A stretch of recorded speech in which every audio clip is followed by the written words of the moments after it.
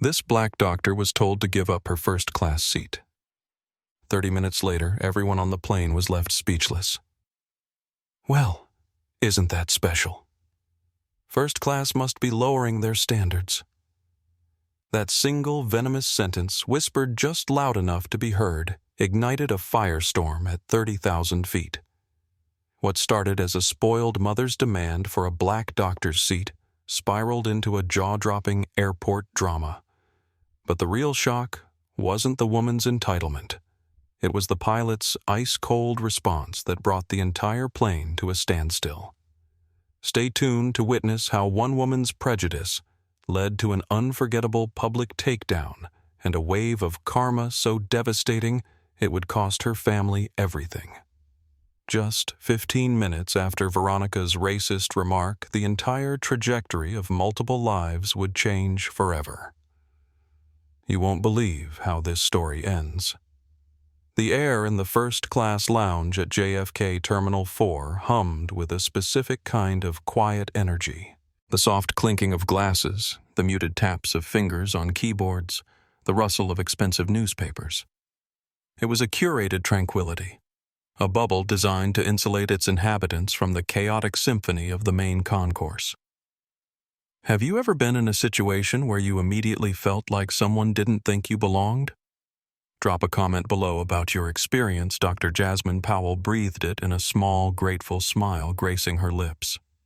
For the next 8 hours, this was her world. Not Dr. Powell, the surgical resident who had just completed a grueling 36-hour shift. Not Jasmine, the daughter of a postal worker and an elementary school teacher from Baltimore.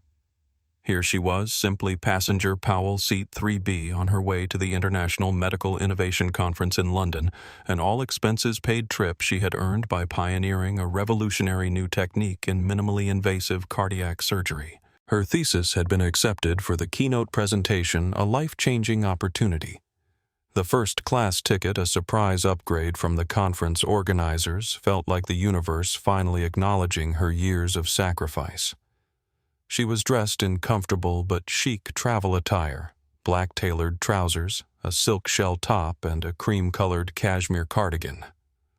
Her locks were elegantly twisted into an intricate updo, and a pair of simple diamond studs, a gift from her parents upon her medical school graduation, were her only jewelry. Jasmine sat in a plush leather armchair reviewing her presentation notes on a tablet, her focus absolute. The complex diagrams of cardiac procedures flashed across her screen as she mentally rehearsed the precision of each incision, each suture. This was her moment, her chance to change how cardiac surgery was performed worldwide. In her mind, she could still hear her father's voice from all those years ago. Baby girl, they might not always want to give you a seat at the table, but when you earn it, don't you dare let anyone take it from you. Her father had worked through rain, sleet, and snow for 30 years to put food on their table and send her to medical school. Her mother had graded papers late into the night while working 2 jobs. They had sacrificed everything for her to be sitting in this lounge today. A flash of memory, 12-year-old Jasmine staying up until midnight to study anatomy books her science teacher had loaned her. 16-year-old Jasmine volunteering at the local hospital while her friends went to parties. 22-year-old Jasmine being told by a professor that people like her might be better suited to nursing than surgery. 28-year-old Jasmine performing her first solo cardiac procedure with hands that didn't shake despite the weight of expectations. Now, at 32, she was about to present research that could save thousands of lives. Her technique reduced recovery time from open-heart surgery by 60% and decreased complication rates dramatically. Patients who might have died on the table now had a fighting chance. She took a sip of sparkling water, enjoying this moment of peace before the intensity of the conference. Tomorrow, she would stand before the world's leading cardiac surgeons and change the conversation about what was possible. The exhaustion of her recent shift still pulled at her, but adrenaline and excitement kept her alert. She had trained for this moment her entire career. Nothing would throw her off balance now. The bubble popped with the arrival of a woman who didn't so much enter the lounge as she did conquer it. She was a tornado of Chanel blonde highlights and sharp assessing glances. In her late 40s, her face was a testament to expensive maintenance pulled taut and smooth where nature would have allowed softness. Trailing a half step behind her was a teenage girl, likely her daughter, who was absorbed in her phone, a curtain of matching blonde hair hiding her expression. The woman who would later be known as Veronica Daniels scanned the room like a hawk searching for prey. Her eyes swept over the businessmen in their suits and the older couple sipping champagne before finally landing on Jasmine. A flicker of something annoyance, perhaps disbelief, crossed her features. She steered her daughter Madison toward the seating area directly opposite Jasmine. Madison put that dreadful thing away. Veronica snapped, her voice carrying across the quiet space. You'll rot your brain before we even get to London. Madison mumbled something without looking up.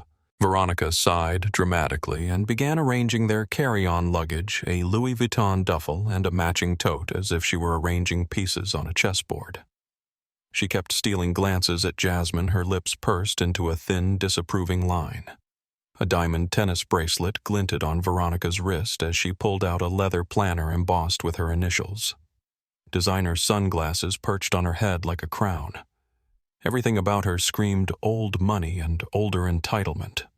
Jasmine, feeling the weight of the woman's gaze, tried to ignore it, focusing on a complex diagram of aortic valve replacement. Years of working in predominantly white, male-dominated operating rooms had given her a thick skin. She'd learned when to speak up and when to let microaggressions roll off her back. Right now, all she wanted was peace and preparation. The ambient noise of the lounge continued around them, ice clinking in glasses, the soft murmur of business deals being made, the occasional announcement over the PA system. Through the floor-to-ceiling windows, planes taxied across the tarmac, silver birds against the blue afternoon sky. Madison finally lowered her phone and whispered something to her mother. Veronica's response was sharp and immediate. Of course we're in first class. Your father would never have us fly any other way. It's about standards, Madison. Jasmine kept her eyes on her tablet, but her focus had been broken. She could feel Veronica's disapproval radiating across the space between them, an invisible wall of judgment that had nothing to do with Jasmine personally and everything to do with what she represented, a disruption to Veronica's worldview. The initial boarding call for Flight 237 to Heathrow was announced, cutting through the murmur of the lounge. Ladies and gentlemen, we are now beginning pre-boarding for British Airways Flight 237 to London Heathrow. At this time, we invite our first-class passengers and those requiring special assistance to proceed to the gate. Jasmine began to gather her things, slipping her tablet into its case and picking up her small carry-on. As she stood, she noticed Veronica doing the same, directing Madison to collect their belongings with sharp, efficient gestures. As Jasmine made her way toward the exit, she found her path suddenly blocked. Veronica had positioned herself and Madison directly in front of her, creating a human barricade of expensive perfume and privilege. "Excuse me," Jasmine said politely, her voice calm and even. Veronica looked down her nose, her eyes performing a slow, insulting appraisal of Jasmine's attire. "They're boarding Group 1 now," she said as if instructing a lost child. "That's for first-class passengers." Jasmine held up her boarding pass, the bold Group 1 and Seat 3B clearly visible. "Yes, I know. That's me." A perfectly sculpted eyebrow arched on Veronica's forehead. She let out a short, derisive laugh. "Oh, of course. My mistake." The apology was laced with so much sarcasm it was practically dripping. She turned to Madison, her voice dropping to a stage whisper that was intentionally audible. "Well, isn't that special? First class must be lowering their standards." The words hung in the air, sharp and ugly. The businessman to Jasmine's left lowered his newspaper slightly, his eyes meeting hers with a flash of sympathy. A couple nearby exchanged uncomfortable glances. Jasmine's spine stiffened. Years of navigating predominantly white male-dominated spaces in medicine had given her a thick skin, but the casual public nature of the insult still stung. The implication was clear. People like her didn't belong here. She refused to give the woman the satisfaction of a reaction. She offered a tight professional smile that didn't reach her eyes. "Have a pleasant flight," she said, her tone impeccably neutral before stepping around the woman and walking towards the jet bridge. She could feel Veronica's glare burning into her back. The woman was used to a world that bent to her will, a world where her wealth and her whiteness were an all-access pass. Jasmine, by simply existing in this space, had somehow violated the natural order of Veronica's universe. As Jasmine handed her boarding pass to the gate agent, she heard Veronica behind her voice pitch to carry, "The service really isn't what it used to be. I remember when travel had standards." The gate agent, a young Hispanic woman named Maria, checked Jasmine's boarding pass and gave her a warm smile. "Enjoy your flight, Dr. Powell." The emphasis on her title was subtle but deliberate, a small act of solidarity that Jasmine appreciated more than Maria would ever know. As she stepped onto the jet bridge, Jasmine took a deep breath. Focus on what matters, she told herself. In 24 hours, she would be standing on stage changing the future of cardiac surgery. This woman was a momentary irritation, nothing more. But as she walked down the carpeted path toward the aircraft, she couldn't shake the feeling that this encounter wasn't over. Something in Veronica's entitled demeanor suggested a woman used to getting her way no matter what or who stood in her path. As Jasmine stepped onto the plane and was greeted by the flight attendant, she took a deep breath, determined to let it go. She had a career-defining presentation to deliver. She wouldn't let some miserable, prejudiced woman derail her focus. "Welcome aboard, Dr. Powell," the flight attendant, Laura Mendez said with a genuine smile. "You're in seat 3B just down the aisle on your right." Jasmine thanked her and made her way into the first-class cabin. It was more spacious and luxurious than she had anticipated. The pods were arranged in a 1-to-1 configuration, providing both window and aisle access for every passenger. Each seat was a spacious pod with a lie-flat bed, a large entertainment screen, and a small side table. The soft lighting and muted color scheme created an atmosphere of sophisticated comfort. She found her seat 3B and settled in, slipping off her shoes and placing her tablet on the side table. A welcome glass of champagne was already waiting, along with a hot towel and an amenity kit in a sleek leather pouch. This was more luxury than she had ever experienced. For a moment, she allowed herself to savor it, to accept that she had earned this moment of comfort after years of overnight shifts and 18-hour surgeries. She was finally starting to relax when a familiar, sharp voice shattered her peace. "You have got to be kidding me." Jasmine looked up. Veronica Daniels was standing in the aisle, her face a mask of theatrical disbelief. Next to her, Madison looked mortified, trying to shrink into herself. Veronica's boarding pass was in her hand. She was pointing a perfectly manicured finger at the seats across from Jasmine. "Seats 3D and 3F, she announced to Laura, who was helping another passenger. "These can't be our seats." Laura, a consummate professional with a patient smile, came over. "May I see your boarding passes, ma'am?" Veronica thrust them forward. "We are in 3D and 3F, but this person," she said, gesturing vaguely towards Jasmine, "is in 3B. My daughter was supposed to have the window seat." 3F is a window seat, ma'am," Laura said, pointing. "As is 3A on the other side. This is a 1-to-1 seating configuration." "That's not the point," Veronica hissed, her voice rising.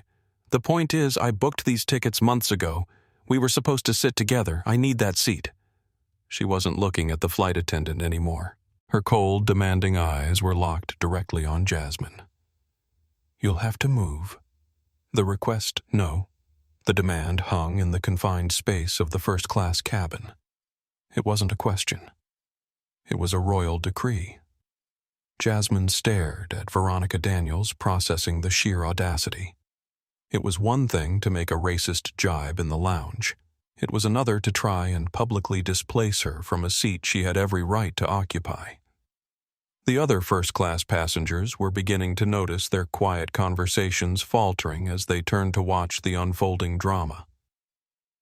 "I'm sorry," Jasmine said, her voice dangerously calm. "But this is my assigned seat. My boarding pass says 3B. And my daughter Veronica shot back, gesturing to Madison, who looked like she wanted the floor to swallow her whole as a minor. "She needs to be seated next to her mother. It's a security issue." "Mom." "I'm 16, Madison mumbled. "Quiet, Madison." Veronica snapped without looking at her. She turned her attention back to the flight attendant. "Surely there's something you can do. We paid full price for these tickets." The emphasis on full price was unmistakable, an implication that Jasmine had somehow gotten her seat through less legitimate means. Laura looked uncomfortable but maintained her professional demeanor. "I understand your concern, Mrs. Daniels, but all our first-class seats are the same price. Dr. Powell has been assigned seat 3B, and it appears you and your daughter have been assigned 3D and 3F. Those are your confirmed seats." "This is unacceptable," Veronica said, her voice rising further. Several more passengers turned to look. "I want to speak to whoever is in charge." "I'm the lead flight attendant for the first-class cabin," Laura replied. "I'd be happy to see if we can find 2 seats together, but I'm afraid I can't ask another passenger to move from their assigned seat without their agreement." Veronica's gaze swung back to Jasmine, expectant and demanding. Jasmine met her gaze steadily.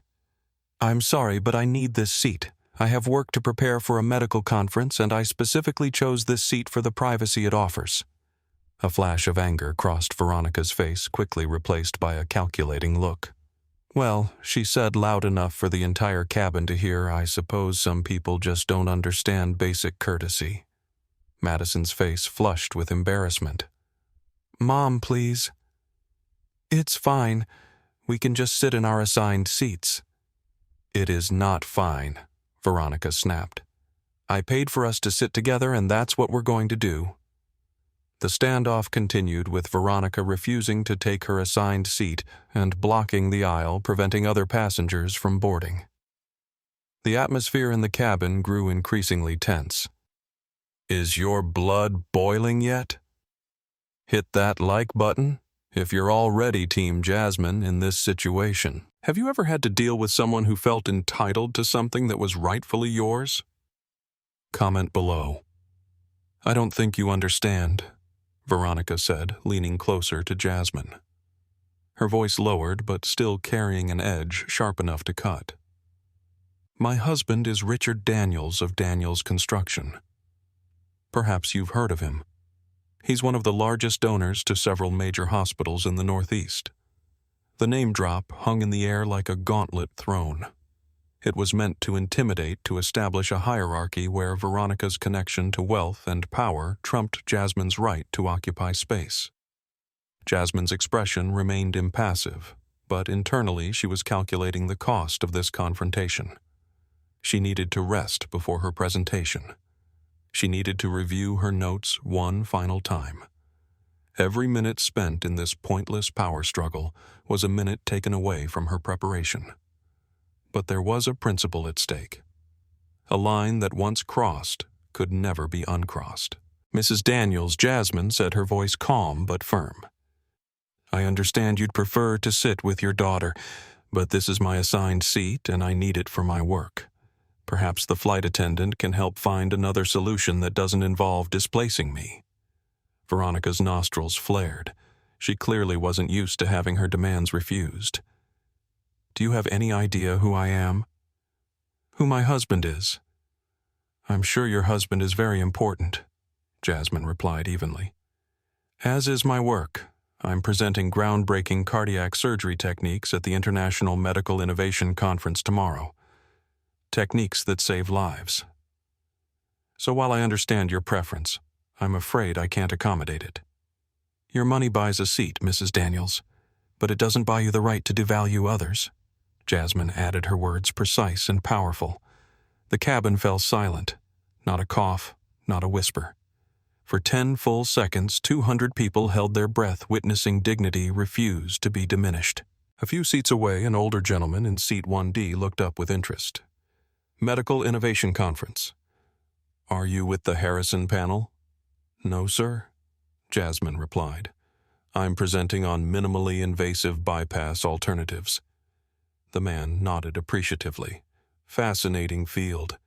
Desperately needed innovations there.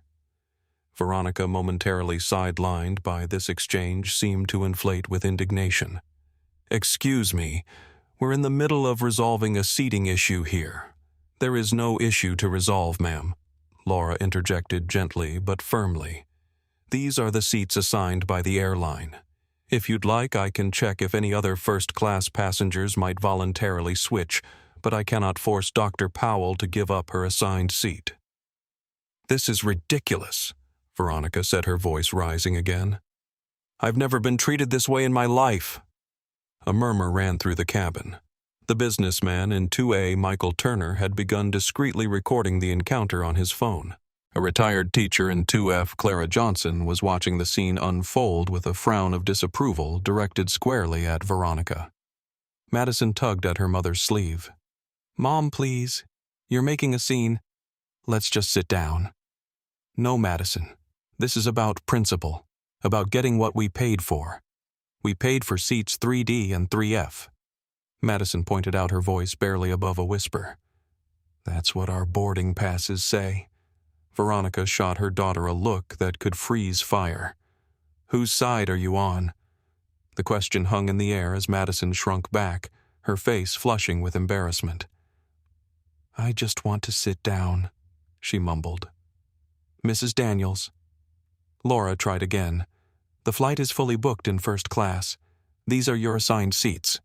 I need to ask you to take them so we can continue boarding. Veronica stood her ground, physically blocking the aisle.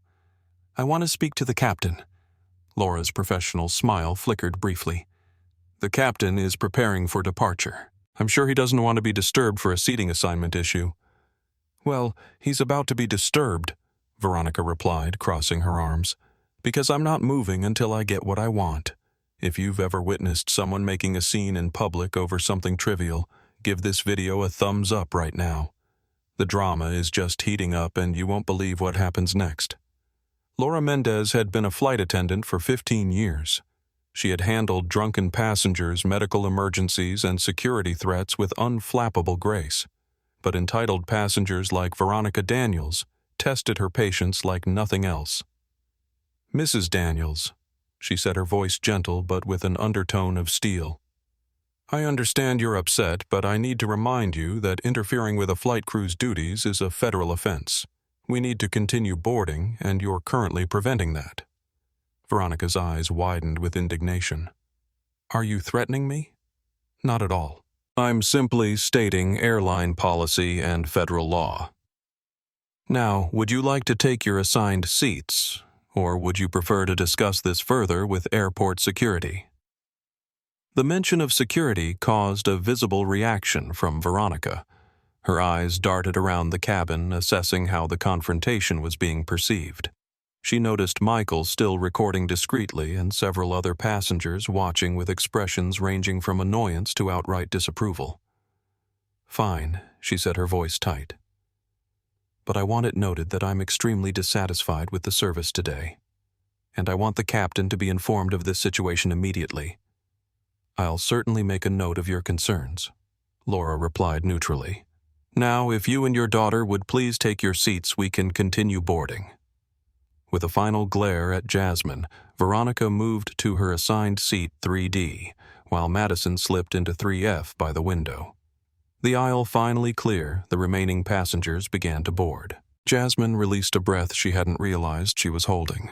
She tried to return to her presentation notes, but her concentration was shattered. She could feel Veronica's hostile gaze from across the aisle burning into her like a laser. A soft voice interrupted her thoughts. I'm sorry about my mom. Jasmine looked up to see Madison leaning slightly across the aisle, her voice barely audible over the ambient noise of the cabin. It's not your fault, Jasmine replied kindly. She gets like this sometimes, Madison continued, her eyes darting to make sure her mother wasn't listening. Veronica had put on noise-canceling headphones and was ostentatiously flipping through a luxury travel magazine. She thinks the whole world should rearrange itself to suit her. The honesty in the girl's voice was startling. Jasmine offered a small smile. We all have our moments. Not like her, Madison said with the weary wisdom of a teenager who had witnessed too many such scenes. I'm really sorry. Before Jasmine could respond, a commotion near the front of the cabin drew everyone's attention. A flight attendant was making an announcement. Ladies and gentlemen, I regret to inform you that we're experiencing a slight delay in our departure. We ask for your patience and will update you as soon as we have more information. Murmurs of discontent rippled through the cabin. Delays were never welcome news, especially on a transatlantic flight. Laura approached their row with a tight smile. Mrs. Daniels, the captain, would like to speak with you. Veronica removed her headphones with a triumphant expression. Of course he would. I'm sure he wants to apologize personally for this seating debacle. Actually, Laura replied, her professional mask firmly in place. He'd like to discuss the disruption during boarding. The triumph on Veronica's face faltered. What disruption? I was simply advocating for the seats I paid for. The captain will explain, Laura said. If you'll please come with me. As Veronica stood to follow Laura to the front of the cabin, she shot Jasmine a venomous glare. This isn't over, she hissed. Jasmine watched her go with a sinking feeling in her stomach. She had hoped the confrontation was resolved, but Veronica's parting words suggested otherwise. The older gentleman in seat 1D caught her eye and gave her an encouraging nod. Clara Johnson from 2F leaned over and whispered, Don't let her bully you, dear. Some people think their money buys them the right to treat others however they please. Jasmine nodded gratefully. It was a small comfort to know that not everyone in the cabin shared Veronica's attitude. Michael Turner, still holding his phone, discreetly leaned toward Jasmine. I got most of that on video, he said quietly, just in case it's needed later. Thank you, Jasmine replied, surprised by the gesture. Though I hope it won't come to that. People like her rarely back down, Michael observed. Best to have evidence.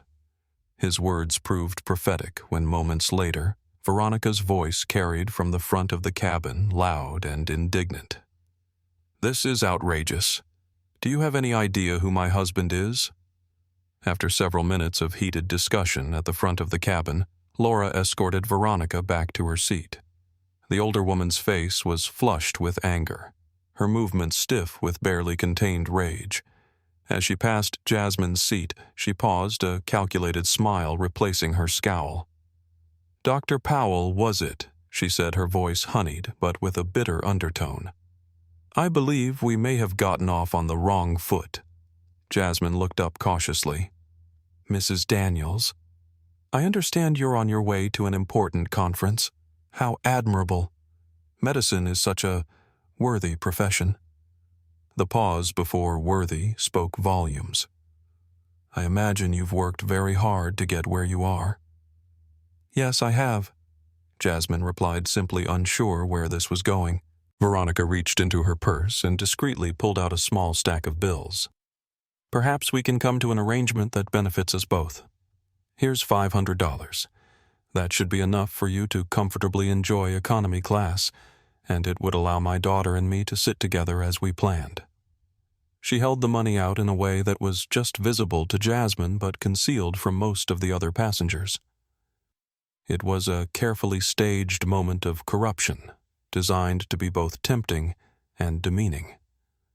Jasmine stared at the outstretched hand and the money it contained. In that moment, she saw beyond Veronica Daniels to every person who had ever tried to put a price tag on her dignity, every system that had attempted to define her worth based on her skin color rather than her capabilities. My seat isn't for sale, Jasmine said quietly but firmly, and neither is my dignity. Veronica's face hardened. Don't be difficult. Everyone has a price. What's yours, 1,002? There isn't enough money on this plane to buy my self-respect, Mrs. Daniels. Dignity isn't a privilege. It's a right. The calculated smile vanished, replaced by naked contempt. You're making a mistake. No, you are, Jasmine replied, her voice level. And it's one that says far more about you than it does about me. Veronica's hand tightened around the money before she shoved it back into her purse. As she did so, her elbow accidentally knocked over Jasmine's glass of water, sending it cascading onto the tablet containing her presentation notes. "Oh, how clumsy of me," Veronica exclaimed with exaggerated concern that didn't reach her eyes. Jasmine quickly grabbed her tablet, wiping it with the available napkins. Thankfully, the device was water-resistant, but the intent behind the action was clear. "Is there a problem here?" Laura had returned, alerted by the commotion. "Just a little accident," Veronica said with faux innocence. "These seats are so cramped it's easy to knock things over." "Dr. Powell, are you all right?" "Do you need anything?" Laura asked, her eyes registering the deliberate nature of the accident. "I'm fine. Thank you," Jasmine replied, continuing to dry her tablet. "Fortunately, no damage was done. She tried to bribe me to give up my seat," Jasmine added quietly for Laura's ears only. $500. Laura's eyes widened slightly before her professional mask slipped back into place. "I see. Mrs. Daniels, I need to remind you that attempting to bribe other passengers or interfering with their belongings is against airline policy." "Bribe? What an outrageous accusation," Veronica protested. "I was simply offering compensation for inconvenience. And as for the water, it was clearly an accident." Clara Johnson, who had been watching the exchange from her seat in 2F, spoke up. "It didn't look like an accident to me. It looked quite deliberate, actually." "No one asked for your opinion," Veronica snapped. "Well, I'm giving it anyway," Clara replied calmly. "What you're doing is disgraceful." Other passengers began to voice their agreement. Michael was still recording, discreetly capturing the escalating tension. Veronica looked around, suddenly aware that public opinion in the cabin had turned decidedly against her. For the first time, a flicker of uncertainty crossed her face. "This is ridiculous," she muttered, returning to her seat. "Richard will hear about this." Madison, who had witnessed the entire exchange with growing horror, looked at Jasmine with an expression of profound embarrassment. "I'm so sorry," she mouthed silently. Laura lowered her voice as she helped Jasmine clean up the spilled water. "The captain has been informed of the situation. He's considering whether further action is necessary." "I don't want to cause any more delays," Jasmine said. "I just want to get to London in time for my presentation." "I understand," Laura replied. "But this behavior can't be tolerated, especially in first class. The captain takes these incidents very seriously." As if on cue, the cabin intercom crackled to life. "Ladies and gentlemen, this is your captain speaking. I apologize for the delay in our departure. We are currently addressing a situation on board. I ask for your continued patience, and we hope to be underway shortly." The message was deliberately vague, but everyone in first class knew exactly what situation was being addressed. All eyes turned toward Veronica, who sat rigid in her seat, staring straight ahead as if she could will herself invisible. If you've ever been in a situation where someone tried to bribe or bully you, tag a friend who needs to see this story. Don't forget to subscribe for more real-life drama with powerful messages. The appearance of Captain Thomas Reynolds in the first-class cabin created an immediate shift in the atmosphere. At 58, with silver temples and the ramrod-straight posture of his military background, he carried an air of unquestionable authority. His uniform was immaculate, his expression serious but not severe. As he strode purposefully down the aisle, a hush fell over the cabin. This wasn't the usual captain's greeting or casual cabin visit. This was intervention, and everyone knew it. "Ladies and gentlemen," he began, his deep voice carrying easily throughout the cabin. "I apologize for the delay. I've been informed of a situation that requires my personal attention." His gaze swept over the cabin, taking in Jasmine's composed demeanor, Veronica's defiant posture, Madison's evident embarrassment, and the mixture of irritation and curiosity on the faces of the other passengers. "Mrs. Daniels," he said, addressing Veronica directly, "I understand there's been an issue regarding seating arrangements." Veronica straightened, seeing an opportunity to plead her case to a higher authority. "Yes, Captain, there's been a terrible misunderstanding. My daughter and I were supposed to be seated together, but instead we've been separated by seating arrangements." She gestured vaguely toward Jasmine. Captain Reynolds nodded thoughtfully. "I see. And your boarding passes indicate your assigned seats are 3D and 3F, Laura supplied. "And you are currently sitting in 3D and 3F, Laura confirmed. The issue arose when Mrs. Daniels demanded that Dr. Powell give up her correctly assigned seat 3B. The captain turned to Jasmine. "Dr. Powell, I understand you're on your way to a medical conference." "Yes, sir. The International Medical Innovation Conference in London. I'm presenting tomorrow. And your boarding pass was issued for seat 3B. "Yes, sir." Jasmine handed him her boarding pass for confirmation. Captain Reynolds examined it and nodded. "Everything appears to be in order here." He turned back to Veronica. "Mrs. Daniels, I'm afraid I don't see the issue. You and your daughter have been assigned seats 3D and 3F, and those are the seats you're sitting in. The issue," Veronica said, her voice rising again, "is that my daughter and I need to sit together without someone between us." "Surely you can understand that I understand your preference," Captain Reynolds replied evenly. "However, airlines assign seats based on availability and booking time. If you wanted specific seats together without anyone between you, the time to address that was during booking or check-in, not during boarding.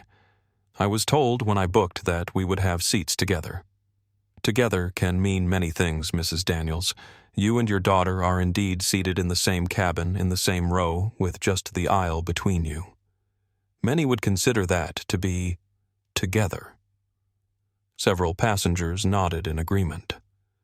Veronica, sensing her argument weakening, changed tactics.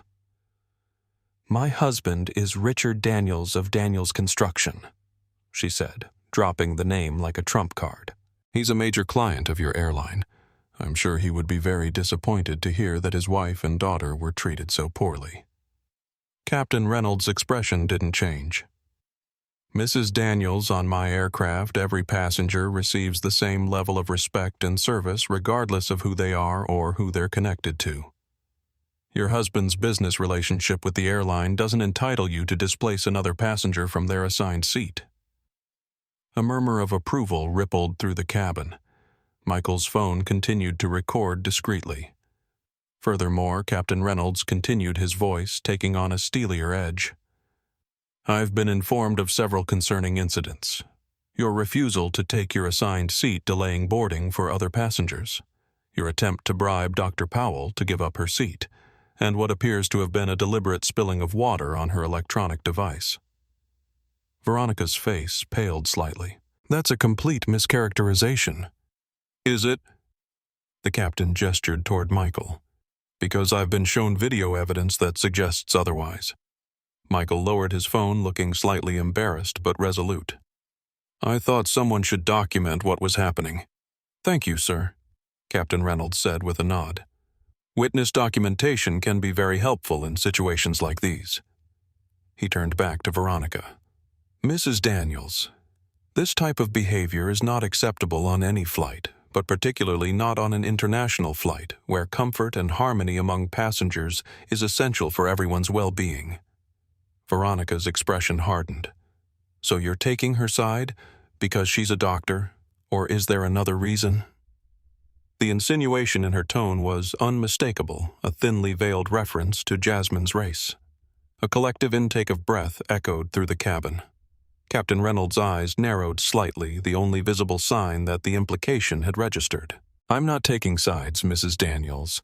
I'm upholding airline policy and federal aviation regulations which apply equally to all passengers, regardless of their profession status or any other characteristic." His emphasis on the last words made it clear he understood exactly what Veronica had been implying. Ladies and gentlemen, he began, his voice clear and powerful, addressing the entire cabin, but keeping his gaze fixed on Veronica. On my aircraft, every passenger's dignity is non-negotiable. This isn't merely company policy, it's about basic human decency. The silence was so complete you could hear a pin drop. 237 passengers held their breath as they witnessed something rare in today's world: consequences for entitlement. Mrs. Daniels, your behavior today has violated both that principle and several airline policies. You've disrupted boarding, attempted to bribe another passenger, intentionally damaged property, and now you've made comments that could be construed as discriminatory. Veronica's face flushed with indignation. That's absurd. I've done nothing wrong. Several witnesses and video evidence suggest otherwise. Captain Reynolds replied calmly. Now I have a decision to make. Under federal regulations, I have the authority to remove any passenger I consider a potential disruption to the safety or comfort of the flight. The implication hung in the air. Veronica's expression shifted from indignation to alarm. You can't be serious, she said, her voice losing some of its previous bravado. You can't remove me from this flight. Do you have any idea what that would do to my schedule? I have important engagements in London. I'm sure Dr. Powell also has important engagements, the captain observed. That didn't seem to concern you when you were attempting to displace her. Michael and Clara exchanged approving glances. Several other passengers nodded in agreement. A few quietly reached for their phones, sensing that something momentous was about to happen. I'm giving you 3 options, Mrs. Daniels. Captain Reynolds continued, his voice carrying the weight of absolute authority. Option 1. You can offer a sincere apology to Dr. Powell and to the other passengers for the delay you've caused, return to your assigned seat, and behave appropriately for the duration of the flight. He held up a second finger. Option 2. You can voluntarily deplane and take the next available economy flight to London, as first class is fully booked for the remainder of today's flights. A third finger joined the others. Option 3. You can continue this disruptive behavior, in which case I will have no choice but to have you escorted off the aircraft by airport security and placed on our no-fly list pending a full investigation. He lowered his hand.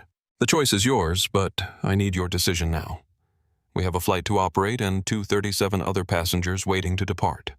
The cabin held its collective breath, the tension almost palpable.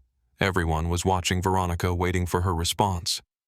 Madison looked mortified, sinking deeper into her seat as if trying to disappear. Veronica stared at the captain, speechless for perhaps the first time since boarding. The ultimatum was clear, the options laid bare with military precision. Her face cycled through emotions: shock, disbelief, indignation, and finally, the dawning realization that she had miscalculated severely. Madison leaned across the aisle. "Mom," she whispered urgently, "just apologize. Please." Veronica's jaw tightened. Pride warred with practicality on her face. Finally, practicality won barely. "Fine," she said tightly. "I apologize if anyone was offended by my actions." Captain Reynolds shook his head firmly. "That's not a sincere apology, Mrs. Daniels. If anyone was offended, places the responsibility on others for their reactions, not on you for your actions." Actually, he continued, his voice taking on a harder edge, I don't believe you're genuinely remorseful. Your behavior throughout this incident has demonstrated a consistent pattern of entitlement and disrespect. A ripple of surprise moved through the cabin. Passengers exchanged glances, sensing that this was no ordinary captain's intervention. Given what I've witnessed and the evidence presented to me, I'm invoking option 3. Mrs. Daniels, you'll be deplaning immediately. Veronica's face went from flushed to ashen in an instant. You can't do this. Do you have any idea who my husband is? Your husband's name carries no weight on my aircraft, Mrs. Daniels. Here I am, the final authority, and I've made my decision based on your behavior, not your connections. He gestured to Laura. Please notify security that we need assistance removing a disruptive passenger. Laura nodded and moved swiftly toward the front of the cabin. Veronica stood her hands shaking with rage. "This is outrageous. I'll have your job for this." "My husband will." "Your husband is welcome to file a complaint through the proper channels," Captain Reynolds interrupted calmly. "But right now you need to gather your belongings and prepare to deplane." Several passengers had begun to clap softly, the sound gradually swelling as others joined in. It wasn't mocking or celebratory. It was supportive and acknowledgement of justice being served. "What about my daughter?" Veronica demanded, gesturing to Madison. "As a minor, she would normally deplane with you," Captain Reynolds replied. "However, given her age and the circumstances, if she feels comfortable traveling alone, she may do so. The choice is hers." All eyes turned to Madison, who looked torn between embarrassment at her mother's behavior and relief at the possibility of escaping the situation. I'd like to continue to London," she said quietly. "Dad's expecting me." "Very well," the captain nodded. "Mrs. Daniels, if you'll come with me now." As Veronica was escorted from the cabin, her face contorted in rage, then shock, then the unfamiliar sting of accountability, an expression that would soon become a viral sensation across social media. The other passengers watched in stunned silence. It was a rare moment where someone who clearly expected their wealth and status to shield them from consequences was being held accountable. Captain Reynolds paused beside Jasmine's seat. "Dr. Powell, I apologize for what you've experienced today. Please let our cabin crew know if you need anything at all during the flight." "Thank you," Captain Jasmine replied quietly. "No," he said with a small smile. "Thank you for standing your ground with dignity. That's something I've always respected." He addressed the cabin once more. "Ladies and gentlemen, thank you for your patience. We'll be departing shortly. And remember, on this aircraft, everyone deserves to be treated with respect. No exceptions." As he returned to the cockpit, spontaneous applause broke out across the cabin. Passengers nodded approvingly, some raising their glasses in salute. It was a moment of collective affirmation that some principles transcended status, wealth, or privilege. Dignity was non-negotiable. And today, that wasn't just an empty phrase. It was a promise kept. Can you believe the captain's decision? If you're applauding his actions just like the passengers on that flight, smash that like button right now. This story is just getting started, and the karma that awaits Veronica Daniels is more devastating than anyone could have imagined. The relative calm that settled over the first-class cabin after Captain Reynolds' declaration lasted approximately 30 seconds. Then, like a volcano that had only been dormant, not extinguished, Veronica erupted. "This is outrageous!" she shrieked, her voice reaching a pitch that made passengers wince. "You cannot do this to me. I am Veronica Daniels." 2 airport security officers had already boarded the plane, their expressions professionally neutral despite the scene unfolding before them. "Ma'am, we need you to come with us," the taller officer said calmly. "Please gather your belongings. I will not be treated like a criminal." Veronica's face had gone from ashen to crimson, veins visibly pulsing at her temples. "Do you have any idea who my husband is?" The cabin had gone deathly quiet. Every eye was fixed on the spectacle, many passengers recording discreetly on their phones. What had begun as an entitled woman's demand for a seat was transforming into an epic public meltdown that would soon be viral fodder across social media platforms. "Ma'am," the second officer said, his tone firm, but not unkind. "You can either walk off this aircraft with dignity, or we can escort you off. Those are your options at this point." Veronica whirled toward Jasmine, pointing a trembling finger. "This is your fault. You planned this, somehow." Jasmine remained perfectly still, her expression calm. "Mrs. Daniels, I just wanted to sit in my assigned seat. Don't you dare speak to me. You've ruined everything." Veronica's voice cracked with emotion. Rage. Yes, but also the dawning humiliation of realizing that dozens of strangers were witnessing her unraveling. Madison had sunk so low in her seat she was practically horizontal, her face buried in her hands. "Mom, please," she whispered. "Just go." Something in her daughter's mortified plea seemed to penetrate Veronica's fury. She straightened, attempting to gather the tattered remnants of her dignity. "Fine," she said, her voice still shaking. "But this isn't over. Not by a long shot." She yanked her designer carry-on from the overhead compartment with such force that it nearly hit another passenger. The man dodged, throwing her a disgusted look. Turning to Madison, Veronica lowered her voice to a hiss. "Call your father the second you land. Tell him everything." Madison nodded miserably, unable to meet her mother's gaze. As Veronica moved toward the exit, escorted by the security officers, the whispers began. Passengers exchanged wide-eyed glances, some shaking their heads in disbelief. A few even laughed softly, the nervous release of tension that had built during the confrontation. Just before reaching the door, Veronica paused, turning back to face the cabin. Her expression had transformed from rage to something colder, more calculating. "Remember my face," she announced to the cabin at large. "Because I promise you'll be seeing it again. When my husband hears about this, heads will roll." The security officer gently but firmly guided her forward. "Ma'am, let's go." The moment Veronica disappeared through the exit, a collective exhale seemed to pass through the cabin. Soft applause broke out, quickly spreading, until nearly everyone was clapping, not in mockery but in relief and approval of justice served. Laura approached Madison, who remained slumped in her seat. "Are you okay, Miss Daniels? Would you like to be reseated?" Madison nodded gratefully.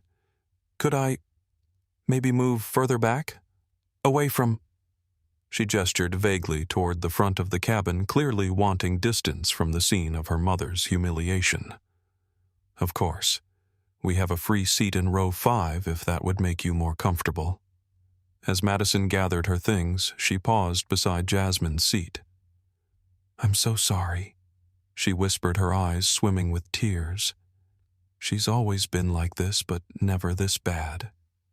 "It's not your fault," Jasmine assured her gently, "and I'm sorry you had to witness that." Madison nodded, blinking back tears before following Laura to her new seat. The captain's voice came over the intercom again. "Ladies and gentlemen, we apologize again for the delay. We'll be pushing back from the gate shortly. Flight attendants prepare for departure." As Jasmine settled into her flight to London, she had no idea that her path would cross with the Daniels family again, this time with much higher stakes. What began as a simple dispute over airplane seating was about to escalate into a confrontation that would change multiple lives forever. Who else is glad that Veronica got what she deserved? If you're cheering for karma right now, hit that subscribe button. And if you're wondering what happens when Veronica's powerful husband gets involved, just wait until you see the next part of this incredible true story. The transatlantic crossing settled into a peaceful rhythm after the dramatic departure. The first-class cabin was notably calmer without Veronica's disruptive presence. Flight attendants moved efficiently through the space, serving a gourmet dinner accompanied by fine wines. The soft chime of silverware against china and the murmur of quiet conversations created a soothing backdrop. Jasmine had managed to return her focus to her presentation, making small adjustments to her slides and reviewing her speaking notes. Her tablet had survived the water incident unscathed, much to her relief. Madison, now seated in row 5, had been quiet for some time, alternating between watching a movie on her screen and staring thoughtfully out the window at the vast darkness below. About halfway through the flight, Madison approached Jasmine's seat, hesitant and clearly nervous. "Dr. Powell, could I talk to you for a minute?" Jasmine looked up from her tablet. "Of course." Madison slid into the empty seat beside Jasmine. "I wanted to apologize again for my mom. What she did was horrible." "You don't need to keep apologizing for her actions," Jasmine said gently. "You're not responsible for her behavior." "I know, but—" Madison twisted her hands in her lap. "I feel like somebody should acknowledge how wrong it was. The things she said, the way she acted, it was all about you being black, even if she didn't say it directly." The directness of the teenager's acknowledgement was both surprising and refreshing. Most people would have danced around the racial component, pretending not to see it. "That took courage to say," Jasmine observed. "Thank you. It's not courage. It's just, I see it all the time. The way she treats people she considers beneath her, especially people of color." Madison's voice dropped to a whisper. "My parents think I don't notice, but I do. I always have." "That must be difficult to witness," Jasmine said. "It's embarrassing. And wrong." Madison looked up, meeting Jasmine's eyes directly. "Can I ask you something?" "Of course." "How do you do it?" "Stay so calm when someone's being horrible to you." The question caught Jasmine off guard with its directness. She considered her answer carefully. "It's taken years of practice," she admitted. "In medical school and residency, I encountered plenty of people who didn't think I belonged. Patients who requested a different doctor when they saw me. Colleagues who attributed my success to affirmative action rather than ability." "That's awful," Madison said, her eyes wide. "It is. But I realized something important early on. If I reacted with anger every time someone underestimated or disrespected me, I'd spend all my energy on them instead of on my work. And my work is what matters. So you just ignore it." "Not exactly. I acknowledge it, process it privately, and then decide if it's worth addressing. Sometimes it is. Sometimes the most powerful response is simply continuing to excel in spite of people's expectations. Like today, you didn't yell back at my mom. No, because ultimately this flight wasn't about her or her prejudice. It was about me getting to London to present research that could help thousands of patients." Madison was quiet for a moment. "I wish I could be more like that," she finally said. "I usually just get embarrassed and freeze up when my mom acts that way." "That's a completely natural response," Jasmine assured her. "You're in a difficult position." "My dad isn't much better," Madison confided. "He's not as obvious about it as Mom, but he has the same attitudes. He just hides them better in public." Jasmine wasn't surprised. People like Veronica rarely existed in isolation. Their worldviews were often shared and reinforced by those closest to them. "That must be challenging for you, especially if you're developing different values." Madison nodded, looking relieved to be understood. "Sometimes I feel like I'm from a different planet than my parents. The things they care about, status, money, appearances, it all seems so empty." "It's part of growing up, forming your own worldview," Jasmine said. "It takes courage to chart your own path, especially when it diverges from your family's." Their conversation was interrupted by Captain Reynolds, who had emerged from the cockpit for his customary mid-flight check of the cabin. He stopped by their row. "Everything comfortable here, ladies?" he asked. "Yes, thank you," Captain Jasmine replied. "We've filed a formal incident report regarding today's events," he informed them quietly. "The airline takes these matters very seriously. Mrs. Daniels will likely face consequences beyond just being removed from this flight." "What kind of consequences?" Madison asked, a note of worry in her voice despite everything.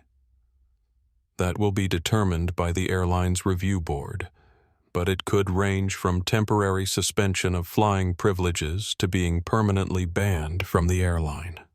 Madison looked stricken. "Permanently banned." "But my parents use this airline for everything. My dad's business depends on it. Actions have consequences, young lady. Your mother was warned multiple times and chose to continue behavior that disrupted an international flight and inconvenienced hundreds of passengers." "I understand," Madison said quietly. After the captain moved on, Madison turned to Jasmine. "My dad is going to be furious. He has this huge contract signing in London. That's why we were going there. What kind of business is your father in? Jasmine asked. Construction. Daniels Construction. They're about to sign a deal with some big medical technology company for a new research center. Jasmine's interest was piqued. A medical research center. Do you know which company? Meridian Medical Technologies? I think Dad's been talking about it for months. It's a $200 million contract. The name registered immediately. Meridian was one of the leading medical technology companies in the world, and they had expressed interest in implementing Jasmine's surgical technique in their new facilities. Meridian is actually going to be at the conference I'm presenting at, Jasmine said. Their CEO, Alexander Blackwood, is giving the keynote address. Madison's eyes widened. Really? That's who my dad is meeting with tomorrow, Mr. Blackwood. This coincidence created an unexpected connection between them. Jasmine wondered briefly if she would encounter Richard Daniels at the conference and what that interaction might be like, given what had transpired with his wife. Can I ask what your presentation is about? Madison asked, seeming genuinely interested. It's a new minimally invasive technique for cardiac surgery, Jasmine explained. It reduces recovery time by 60% and decreases complication rates, especially for high-risk patients who might not survive traditional open-heart procedures. That's amazing, Madison said, her eyes lighting up. You're literally saving lives. That's the goal, Jasmine smiled. It's what drives me through the long hours and sleepless nights. I've been thinking about medical school, Madison admitted. But my mom says it's too much work for too little reward. The question is, what do you think is helping people reward enough for you? Madison's thoughtful expression suggested she'd never been asked that question before. I think it might be, she said softly. I think it really might be. As they continued talking, Jasmine was struck by the contrast between Madison and her mother. Where Veronica saw the world through a lens of hierarchy and entitlement, Madison seemed to be developing a perspective based on empathy and fairness. It was a reminder that values weren't simply inherited, they were chosen often through conscious rejection of harmful examples. When Madison finally returned to her seat, Jasmine found herself hoping that this moment of connection might strengthen the girl's resolve to chart her own course regardless of her parents' expectations. The flight continued uneventfully after that, the aircraft making steady progress across the Atlantic. Jasmine managed to get a few hours of sleep in the comfortable lie-flat bed, preparing herself for the intensity of the conference ahead. If you've ever been inspired by someone who maintained their dignity in the face of prejudice, give this video a thumbs up, and stay tuned to see what happens when Jasmine and Richard Daniels finally meet face-to-face at the London conference. The arrivals hall at Heathrow Terminal 5 bustled with the controlled chaos typical of one of the world's busiest airports. Jasmine moved through immigration smoothly, her professional visa granting her expedited processing. As she waited for her checked bag, she checked her phone, relieved to find a message from the conference organizers confirming her presentation was still scheduled for the following morning. While waiting, she caught sight of Madison standing with a tall, distinguished-looking man in an expensive suit, unmistakably Richard Daniels. Even from a distance, Jasmine could read the body language. Richard's posture was rigid with barely contained anger, as Madison spoke, likely recounting the events on the flight. His head snapped up suddenly, eyes scanning the baggage claim area until they locked onto Jasmine. She met his gaze calmly, refusing to look away. After a moment, he said something to Madison and began striding purposefully in Jasmine's direction. "Dr. Powell," he said, as he approached, his voice controlled but tight with suppressed emotion. "Richard Daniels, I believe you've had an interaction with my wife." "Mr. Daniels," Jasmine acknowledged with a professional nod, maintaining her composure. "I want to hear your version of what happened," he said, his tone making it clear this wasn't a request. "My wife tells a very different story than my daughter." Jasmine considered her response carefully. "Mr. Daniels, I was simply sitting in my assigned seat. Your wife took exception to that and demanded I move. When I declined, she escalated the situation to the point where the captain had to intervene. and you had nothing to do with her removal from the flight. His skepticism was evident. I did not request her removal. That was the captain's decision after she continued to be disruptive despite multiple warnings. Richard's jaw tightened. Do you have any idea what inconvenience this has caused? My wife is stranded in New York. We have important social engagements here in London. I understand that's frustrating, Jasmine replied evenly. But the inconvenience was caused by your wife's choices, not mine. Madison, who had followed her father, looked uncomfortable but relieved that Jasmine wasn't backing down. You've made a powerful enemy today, Richard said, lowering his voice to an intimidating growl. I don't know if you're aware, but I have significant influence in medical circles.